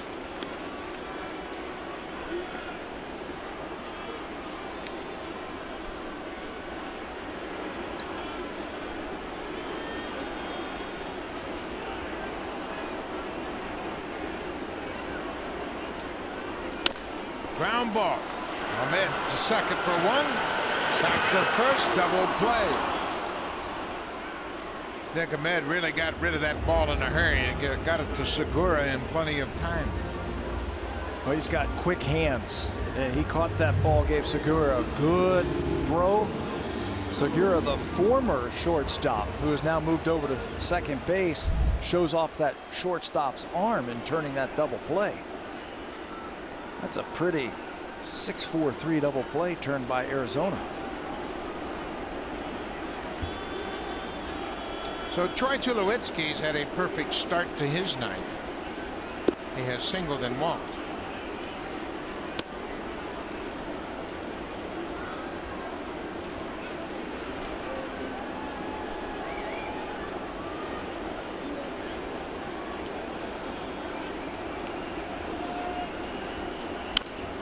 Oh, he had a good cut at that high pitch.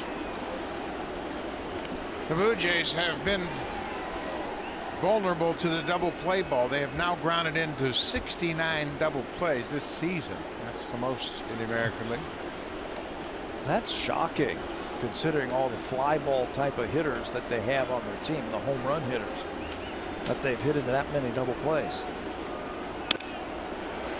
It's a little looper that's going to drop for a base hit. Tulowitzki with his second hit keeps the inning alive.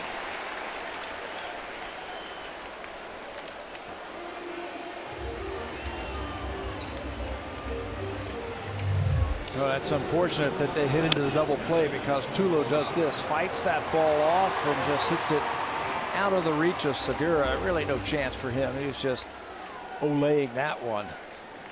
No chance to catch that one. So you start another rally with 2 outs. Tulowitzki's aboard for the 3rd time. Kevin Pillar has driven in the Blue Jay runs, a 2-run double in the 4th.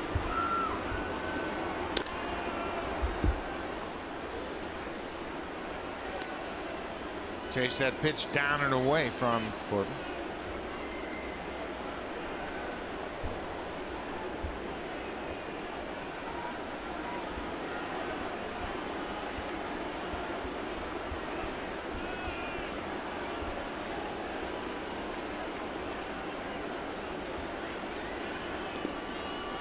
Nice play by Herman. He took that bouncing curveball and kept Tulowitzki at first.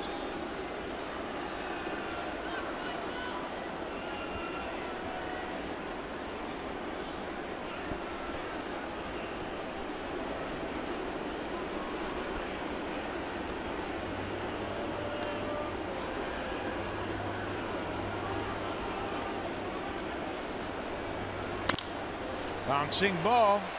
Lamb will go to second, and that'll end the inning.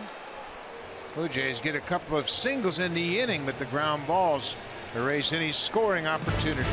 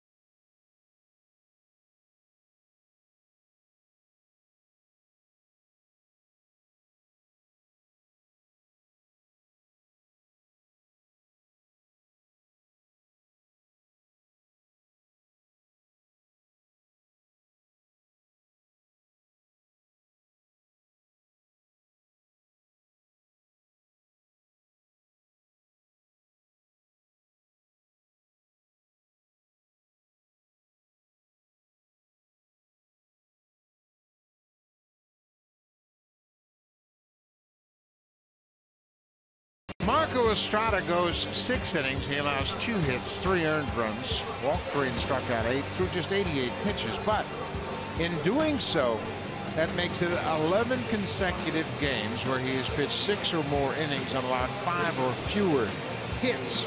That's the most ever since 1913. He was tied with Johan Santana. They both had 10 consecutive. Now Estrada stands alone. Very similar pitchers. Remember, Johan Santana had that great changeup. Marco Estrada right there with the same thing, but he is now out of this ball game.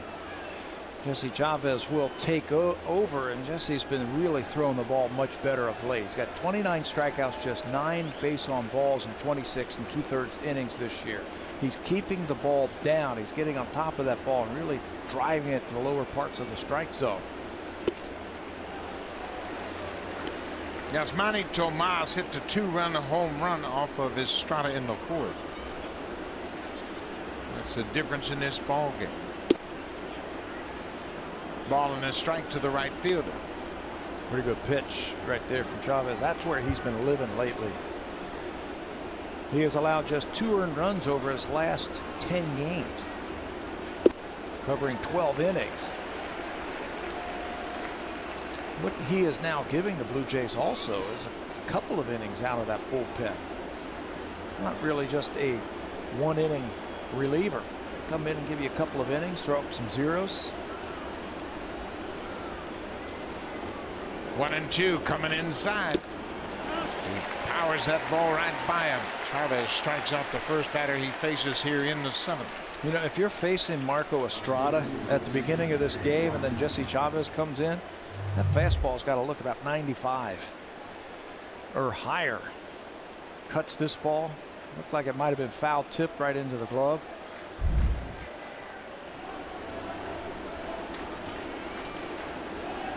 Peter O'Brien, he was robbed of an extra base hit his last time up. This ball is drilled deep to right. If it's fair, it's gone. It's a fair ball as it hits that netting. Peter O'Brien, we told you he's got some power. That's his 4th home run. Hit the foul netting. About a 1/3 of the way up that netting in right. You know, the manager of the Arizona Diamondbacks, Chip Hale, said, you know, he's here. He's going to be in the lineup because he hits home runs. We see home runs, the instant offense, the runs. Well, they get a run with just one quick swing. Fastball away, reaches out. Ball is slicing down the right field line and hits right in the middle of the netting for a home run. His 4th home run comes in his 33rd at bat. That's why he's in the lineup. He's got big time power. Foul line to foul line.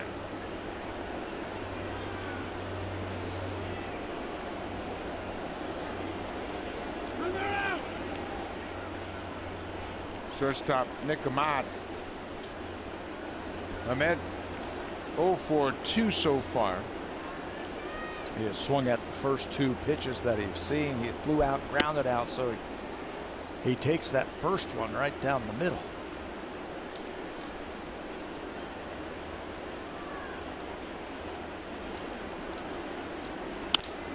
Breaking ball, backhanded by Tulowitzki. In time. 2 down. Let's check it with Jamie Campbell.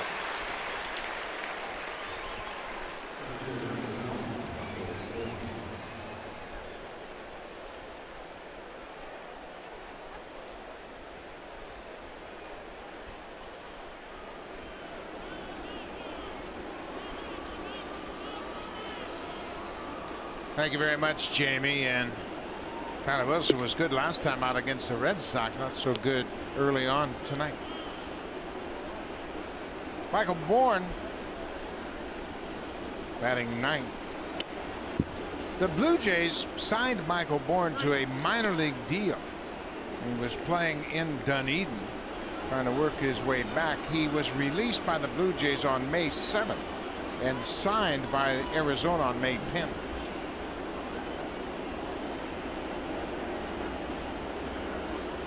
This is his 31st game with Arizona. Yeah, he's been battling some injuries over the last few years. The Blue Jays are going to take a flyer on him because they just weren't sure what they were going to get with Michael Saunders in the outfield, a 4th outfielder.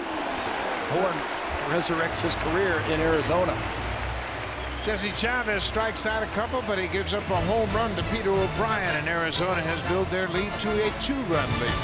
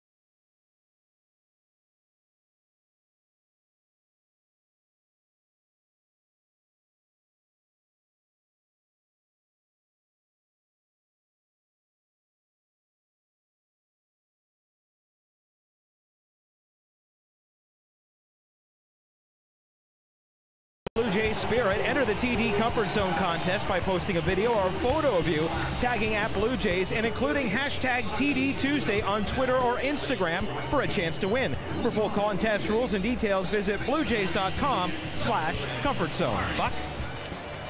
Thank you, Barry Davis. And the Blue Jays are set to bat in the bottom of the 7th. They're down by 2. Yasmani Tomas began the game at right field. He is moved to left field as Peter O'Brien's out of the game and Socrates Brito takes over defensively in right.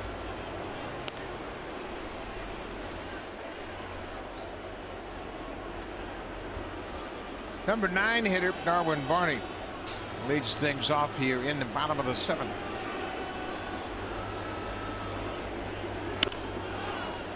Boy, they just have not been able to get that cut fastball or that slider to the righties off of them tonight. They have topped it, rolled over the top of it, hit a lot of ground balls to the left side of the infield. Maybe they'll want to back off the plate just a little bit so they can catch it with the barrel of the bat. Little changeup hit too short. Ahmed throws in time to retire Barney. 1 down.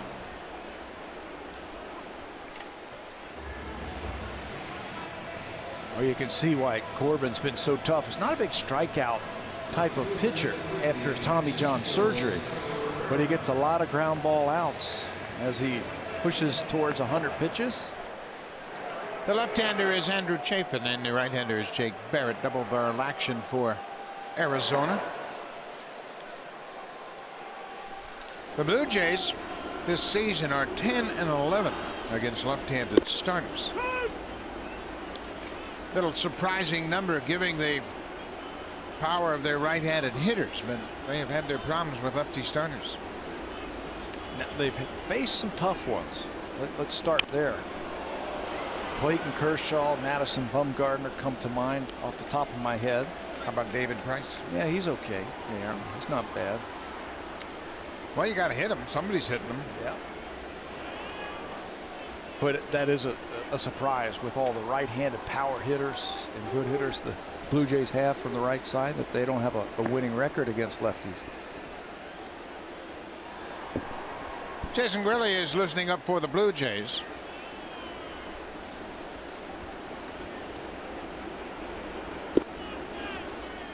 Carrera's done a nice job of laying off those breaking balls down and away.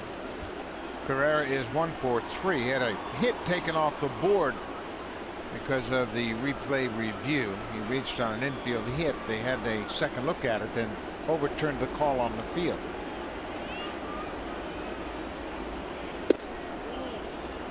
Corbin wanted that one. He was walking off the mound as if he expected it to be strike 3. Got to regroup now.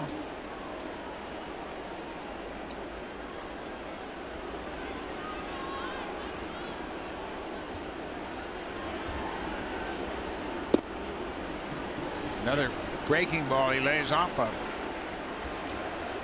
That reflects his .450 batting average against lefty pitching this year. Yeah, you can just watch him how he takes pitches off of the left-hander with that weight on the back side, the hands back ready to swing. Oh, what a good at bat. And that'll bring the tying run to the plate. Travis will bat with a man aboard.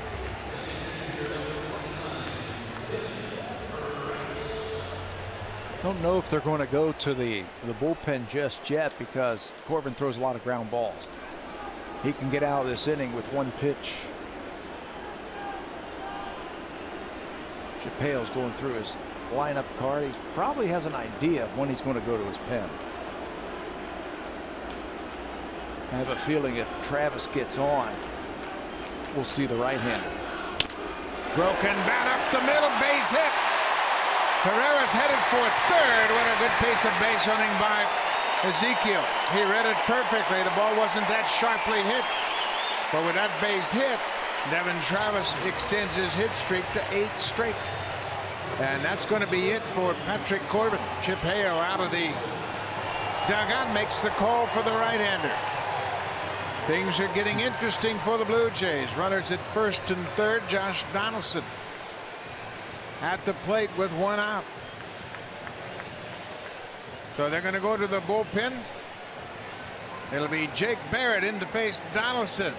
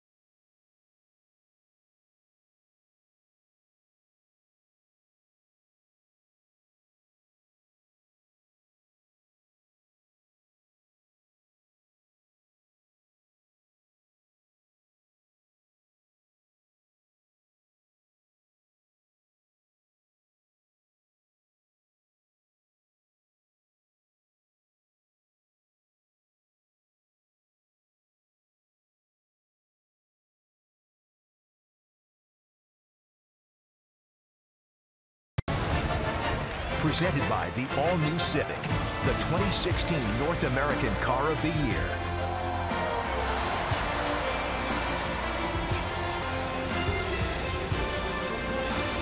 '24-year-old Jake Barrett, a third-round draft pick of the Diamondbacks in 2012. He is a rookie. He's pitched as a closer in the minor leagues, and he's got a tough customer at the plate as he comes in here. Look at how thick he is. He generates a lot of speed with that fastball. It's a plus-plus fastball, a swing and miss type of slider. And if you remember Jonathan Broxton, this is who baseball people say Jake Barrett reminds him of. First pitch slider to Donaldson.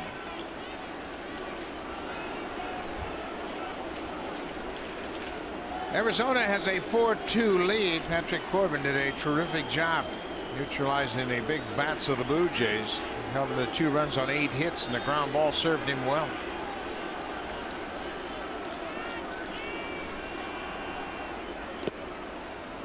Another good play by Herman, the catcher. Well, that was some soft hands right there. Hard slider at 87 miles an hour, and he picked it clean. Barrett's into the ball game because he can strike you out. A couple of right-handed power hitters coming up in the Blue Jays, and Donaldson, Encarnacion, and Martin. Chip Hale didn't waste any time getting them into this game. 1-1 to Donaldson.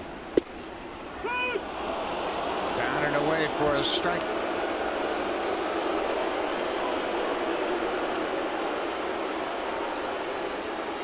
Ryan Blakely, the home plate umpire. He's given that pitch to Estrada most of the night.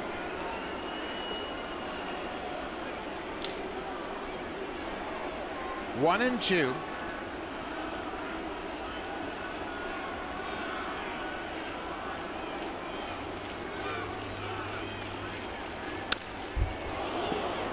Donaldson stayed on that pitch, and Josh had an idea they're going away. He got the fastball, got a piece of it. Boy, what a swing by Donaldson. He was all over that. He singled to right field his second time up on a very same type of swing. Fastball away like that, he stayed on it. I think he felt like he should have hit that one. Donaldson now has 15 hits to right field.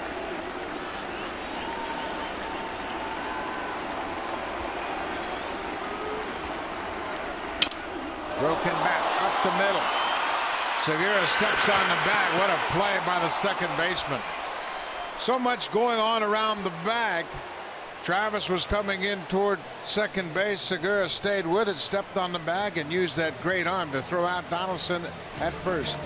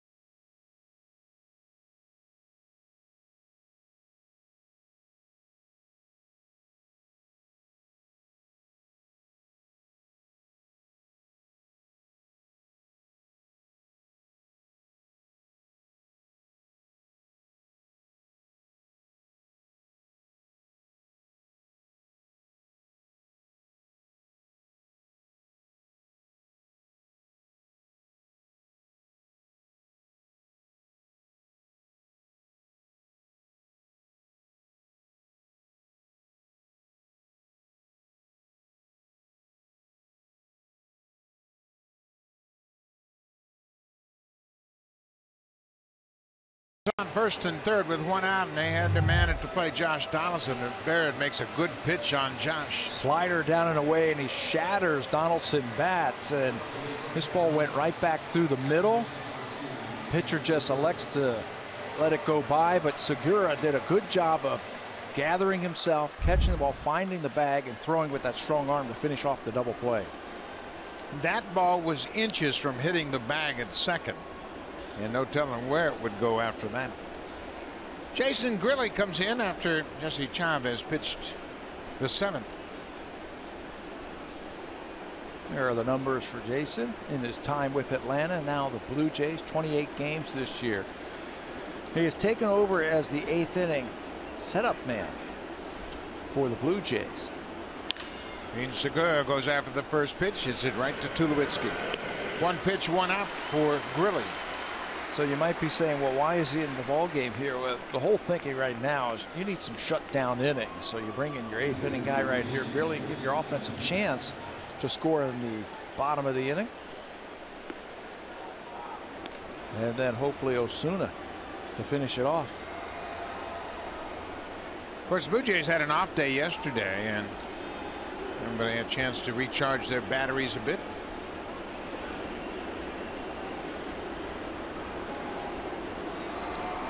Chris Herman's had a nice ball game behind the plate and at the plate. Did a good job with Patrick Corbin. He has knocked in a run with a single. He has thrown out a base stealer tonight, and he's dug out a couple of balls in the dirt.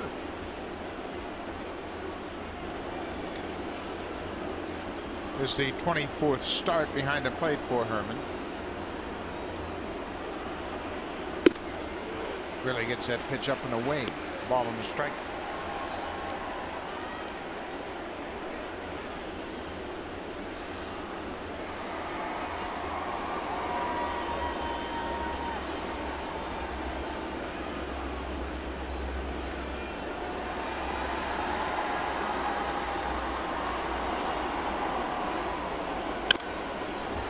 This popped over the Blue Jays dugout, well out of play. Jason last worked on Saturday, an inning down in Baltimore. So you were talking about the Blue Jays with the off day yesterday. The bullpen seems to be rested. I mean, that week off or so that Osuna had was well needed, and it just seems to have gotten everybody back on track.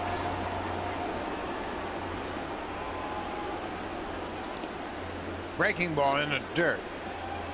Grilli spent 10 years in the National League.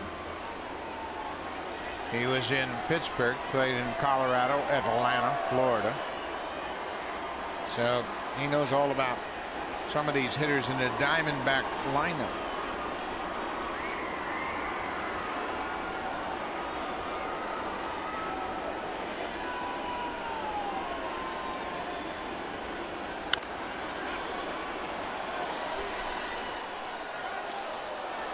Tyler Clippert, original Yankee.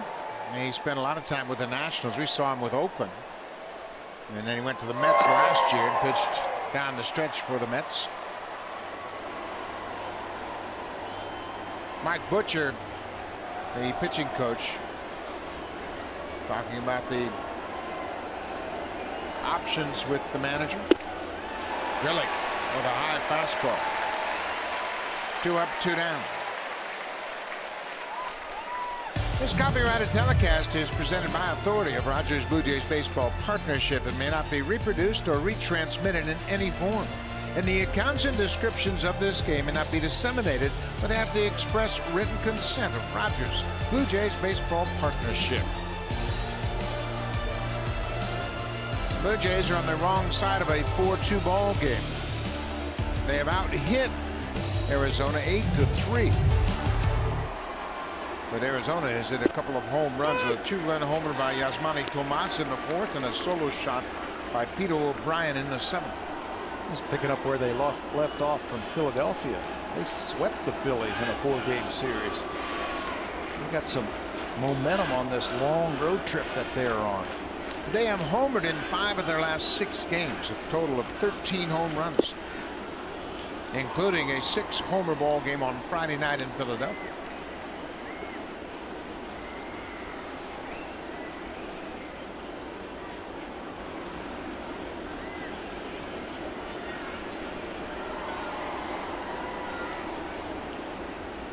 Paul Goldschmidt has gone 0 for 3 so far.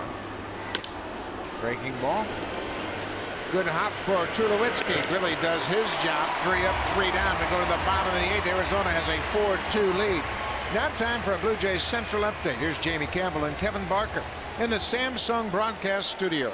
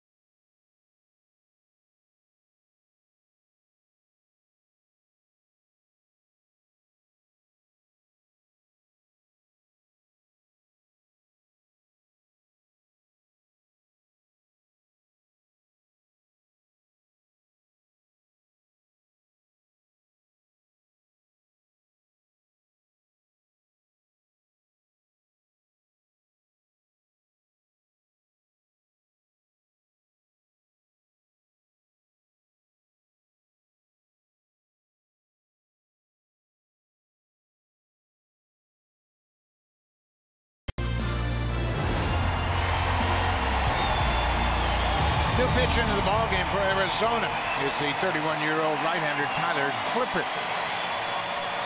There are the numbers for Clippard in 28 games. You want to talk about a contrast between the pitcher we just saw, Barrett, and Clippard. Well, here it is. Barrett, 97 mile an hour with his fastball, hard slider. Tyler Clippard, not so much. Good changeup. He's going to use that to try and get you out. He'll get a share of ground ball outs. Batters hitting about 264 against him. 26 innings, a 346 earned run average. He is the setup man in front of Brad Ziegler, their closer. Tyler Clippard, as we mentioned, made his debut with the Yankees in 2007 as a starter. He made 6 starts that season. Then he went to Washington. Spent 7 years with the Nationals and pitched out of the bullpen. 2015, he split his time between Oakland and the New York Mets. He pitched well for the Mets in 28 games. Experience, that's what he's got. He doesn't really wow you anymore with stuff, but he's very smart.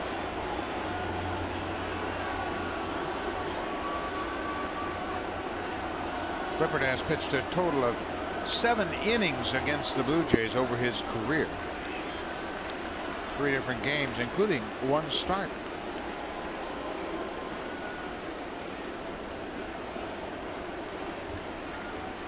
Edwin is 0 for 3. Looking to get something started. Blue Jays are down by 2. He throws the changeup a lot. That's 2 for 2 against Encarnacion. 2 changeups.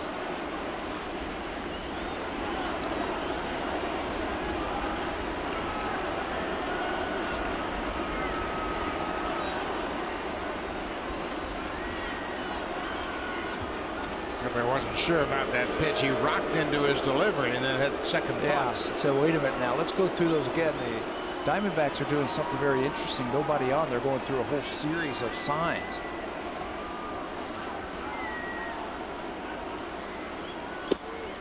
Bounce that curveball off the plate. 2-1. Well, there's so much video out there now that every pitch is logged and recorded. So instead of just throwing one sign down that would indicate what pitch it was, they continue to use a sequence of pitches. And just in case, you know, there's some kind of, I I don't know, they feel like they're stealing signs or something, so they want to go through the series just like there's a runner at second base. Oh, I guarantee you everybody's stealing signs. You watch 5 minutes of video and you can pick up the sequence of signs and you can pick up the pattern. What you have to do as a catcher, change the signs a lot. Keep changing them. Yeah. Russell Martin's aware of that. 3-1.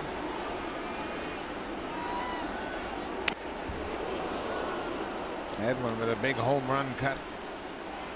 Now it's a full count. Great crowd on hand here tonight at Rogers Center. 41,838 for this Tuesday night game.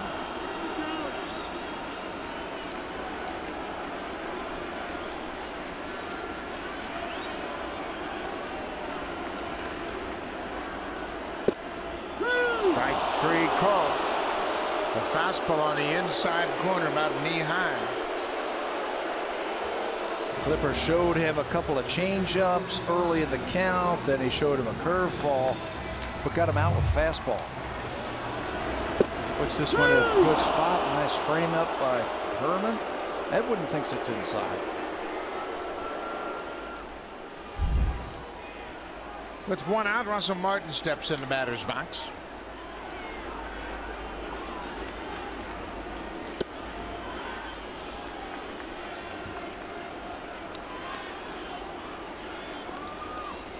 Russell singled his last time up, was erased on a double play off the bat of Michael Saunders.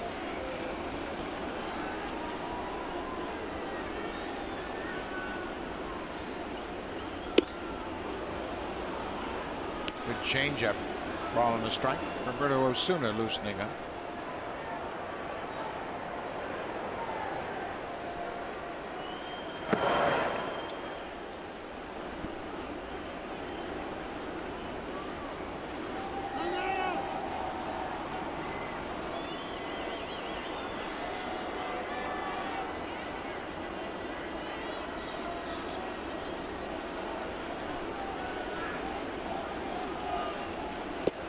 Breaking ball in the dirt. See Osuna warming up in the bullpen. He hasn't pitched much recently. He got into a ball game in Baltimore, but had a nice break to regroup a little bit.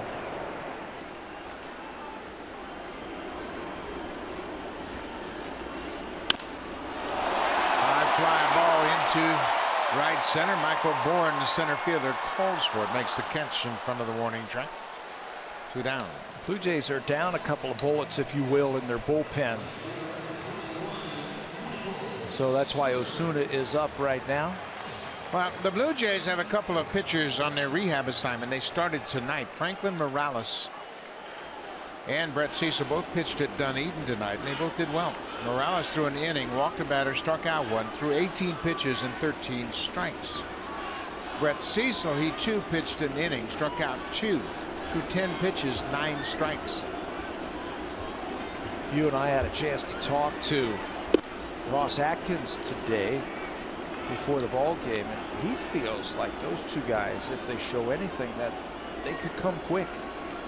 Yeah, he's very optimistic that Brett Cecil could really make it back quickly because of the work he put in the spring. Saunders drives this one to right, and Brito makes a nice catch. He came in as a defensive replacement, and you can see why. Takes a hit away from Michael Saunders, and Clippert retires the side in order in the 8th. Socrates Brito came in defensively, and he makes a nice catch on a sinking liner off the bat of Michael Saunders.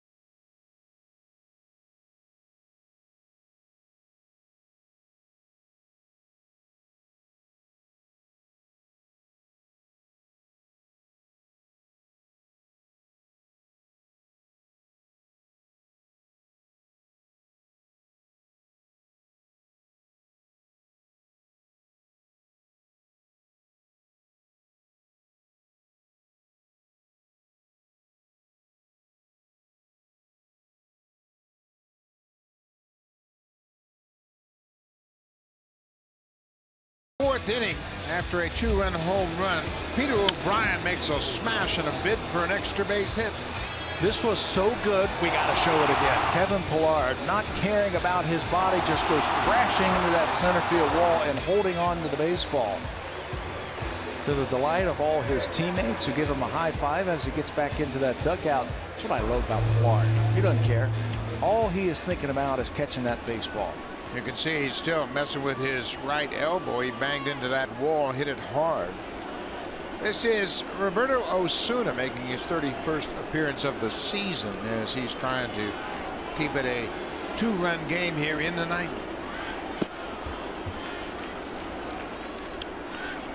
Roberto last pitched on Friday, so he's had plenty of rest now. He pitched that Friday night an inning in Baltimore. Actually gave up a home run to Ryan Flaherty, if you remember that one. That was the first appearance in 8 days for Osuna. He had a long break as he kind of hit a wall early in June. Pitched a lot early on and needed the rest. And now he has missed with all 3 pitches to Jake Lamb.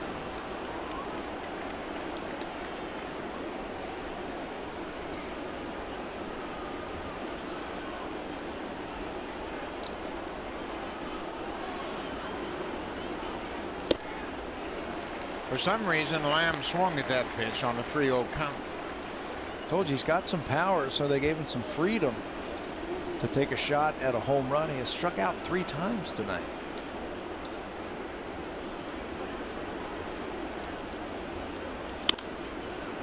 Osuna back into the at bat. Now it's full. Boy, Lamb did him a favor. Looked like it might have been ball 4 on that fastball inside. Maybe that'll give him a little confidence here to put him away.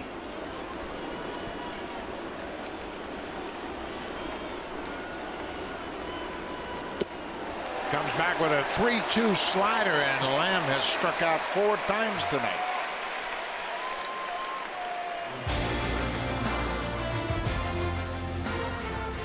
The all-new Civic, the 2016 North American Car of the Year.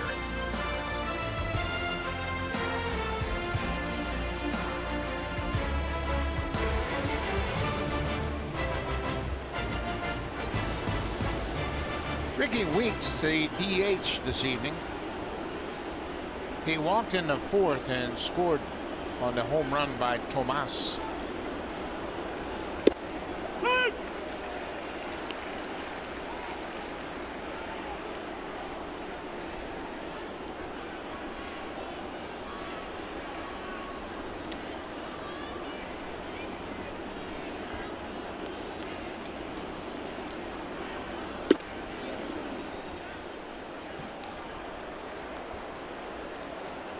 Daniel Hudson starting to loosen up for Arizona.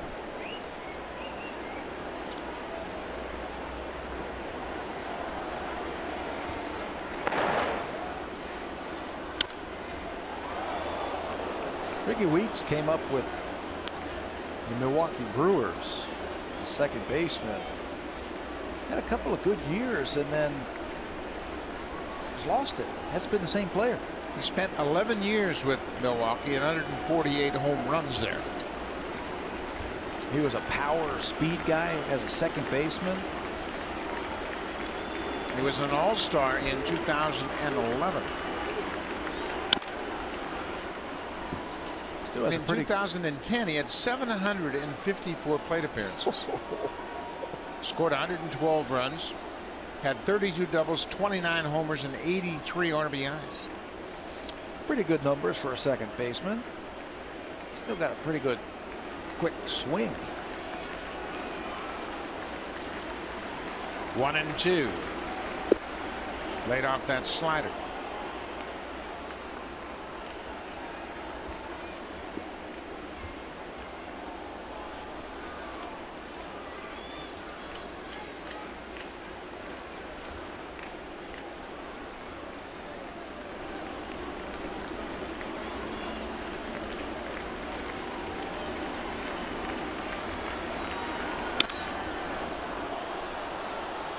96, and Weeks is able to get a piece of it. Yeah, he is shortening up his swing, just trying to catch that ball out in front.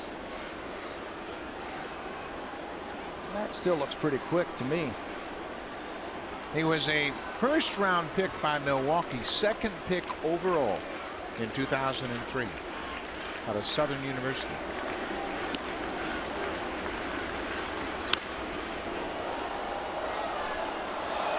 He had to scramble to get the bat on that pitch.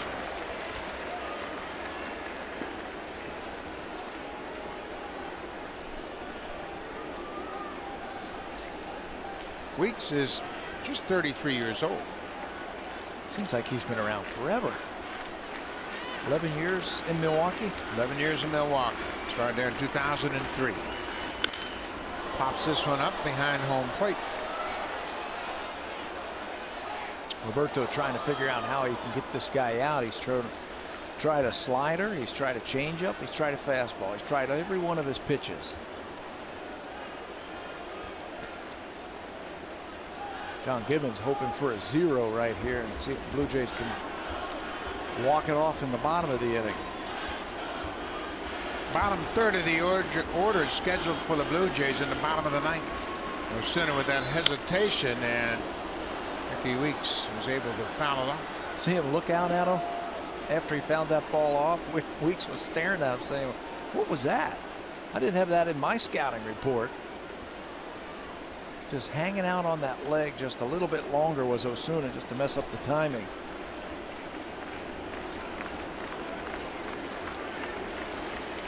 Two and two. He went after it. Weeks wanted the umpire to check with the first base ump, but he said, no, I got you. Back-to-back strikeouts for Osuna here in the ninth. You know, he hesitated the previous pitch, but on the strikeout pitch, he quick pitched him. Watch this. Hardly any leg kick, and I think that threw off the timing as Weeks swings at that one. Roberto Osuna, on top of having great stuff, he's very clever.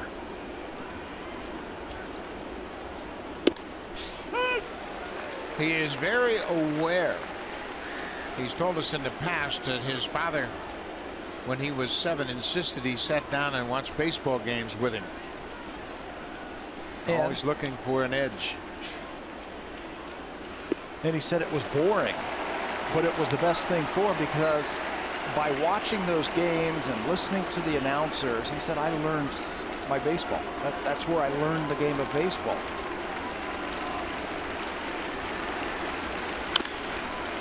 Foul. Yasmani Tomas, his 2-run home run in the 4th.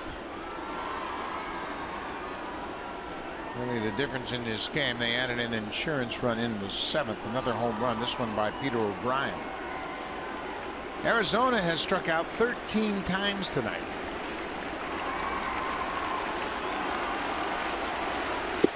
Make it 14. Osuna strikes out to side.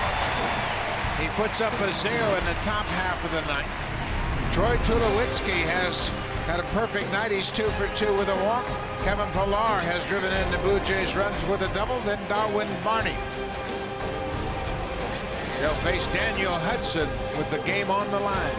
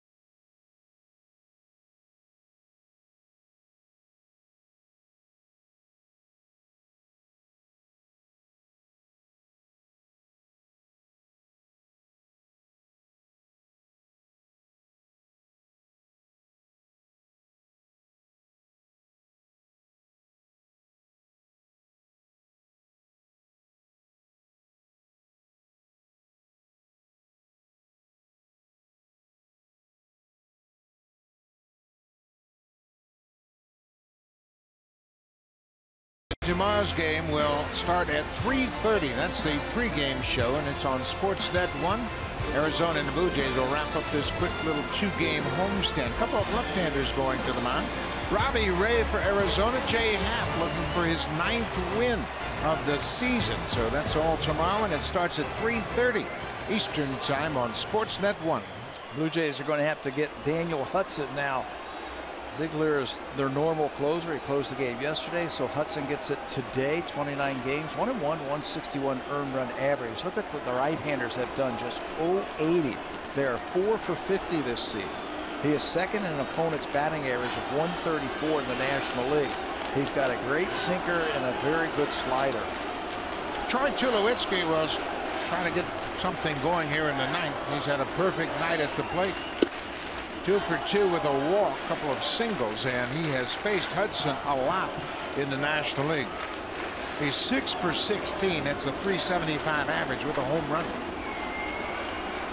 Blue Jays Caught a break on that first pitch. I think it surprised the home plate umpire. That was a fastball right down Broadway, and he called it a ball. This is popped up. Goldschmidt coming down from first will get there and make the catch. 1 out. Drive of the Game is brought to you by the all-new Civic, the 2016 North American Car of the Year. Well, so far, these are the only runs the Blue Jays have been able to score tonight against the Diamondbacks. Kevin Pillar in the 4th inning rips the ball up the alley in left center field. He drives in Saunders and Tulowitzki. And as he stands at second base, that is our drive of the game tonight. Kevin Pillar now with 29 RBIs. He's the only one that's been able to cash in tonight.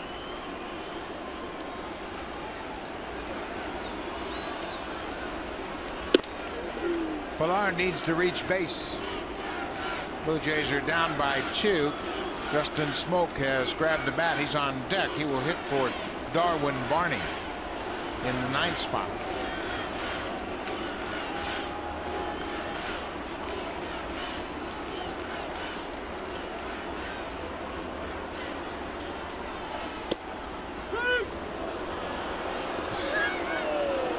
Well, I thought that one was outside. Gave it a double look.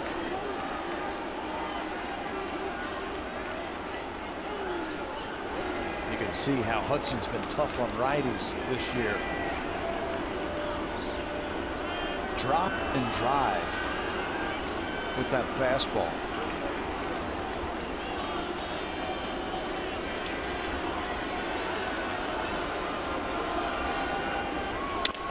Broken bat, and that's going to reach the camera bay. Hudson was a starter when he first came up to the big leagues. He came up with the White Sox and then was dealt to Arizona in the middle of the 2010 season.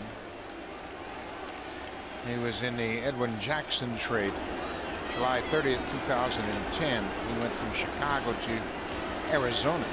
Had a good year in 2011, making 33 starts. He won 16 games. And unfortunately, he's missed a lot of time with injuries. Just now getting back healthy. Pillar's got to protect the plate. Hudson went to Old Dominion University. That's where Justin Verlander went, and he's produced another big-time pitcher. He's the longest tenured member of the Arizona Diamondbacks. This is his 5th season.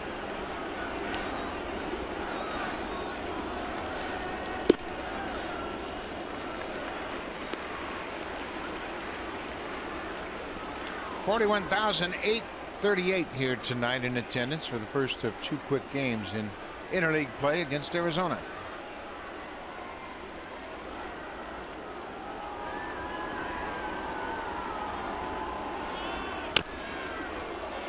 Little dribbler up the 3rd baseline. Herman gets on it quickly and keeps it a foul ball. Well, you got to battle against this guy. Fastball, slider. That's his out pitch. He'll also throw a little bit of a sinker. Tough to pick the ball up. Got that long arm swing and a 3/4 motion. Got to really stay in on that ball.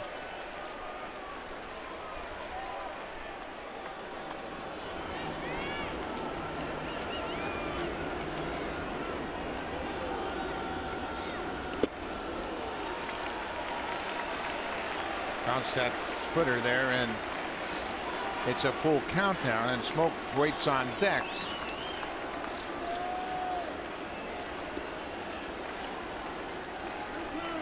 Arizona has won 4 straight. They took the 4-game series in Philadelphia.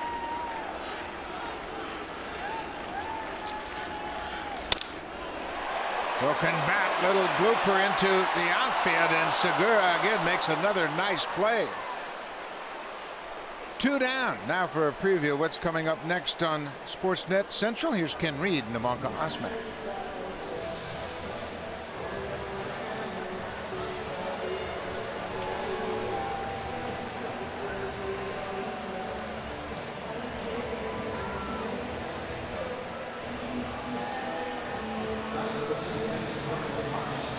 Thank you very much, Ken. That's all coming up right after this game. A couple of shortstops. One, the new one in Ahmed, and the former shortstop Segura collide, but Segura makes the catch. Seems like everybody's okay as there's a collision behind second base. The shortstop has pop-up priority over everybody, but Segura he was there for that one. Mike Butcher, the pitching coach, delivers the scouting report to Daniel Hudson.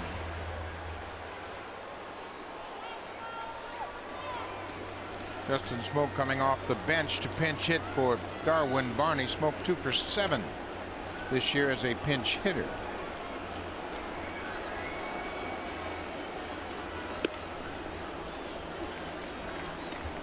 I'm sure that meeting went something like, we got to challenge this guy. His run really doesn't mean anything. He hits a home run, we're still winning. There are the numbers against Hudson. 2 for 5 with a home run and a couple of strikeouts. What you don't want to do is lose them.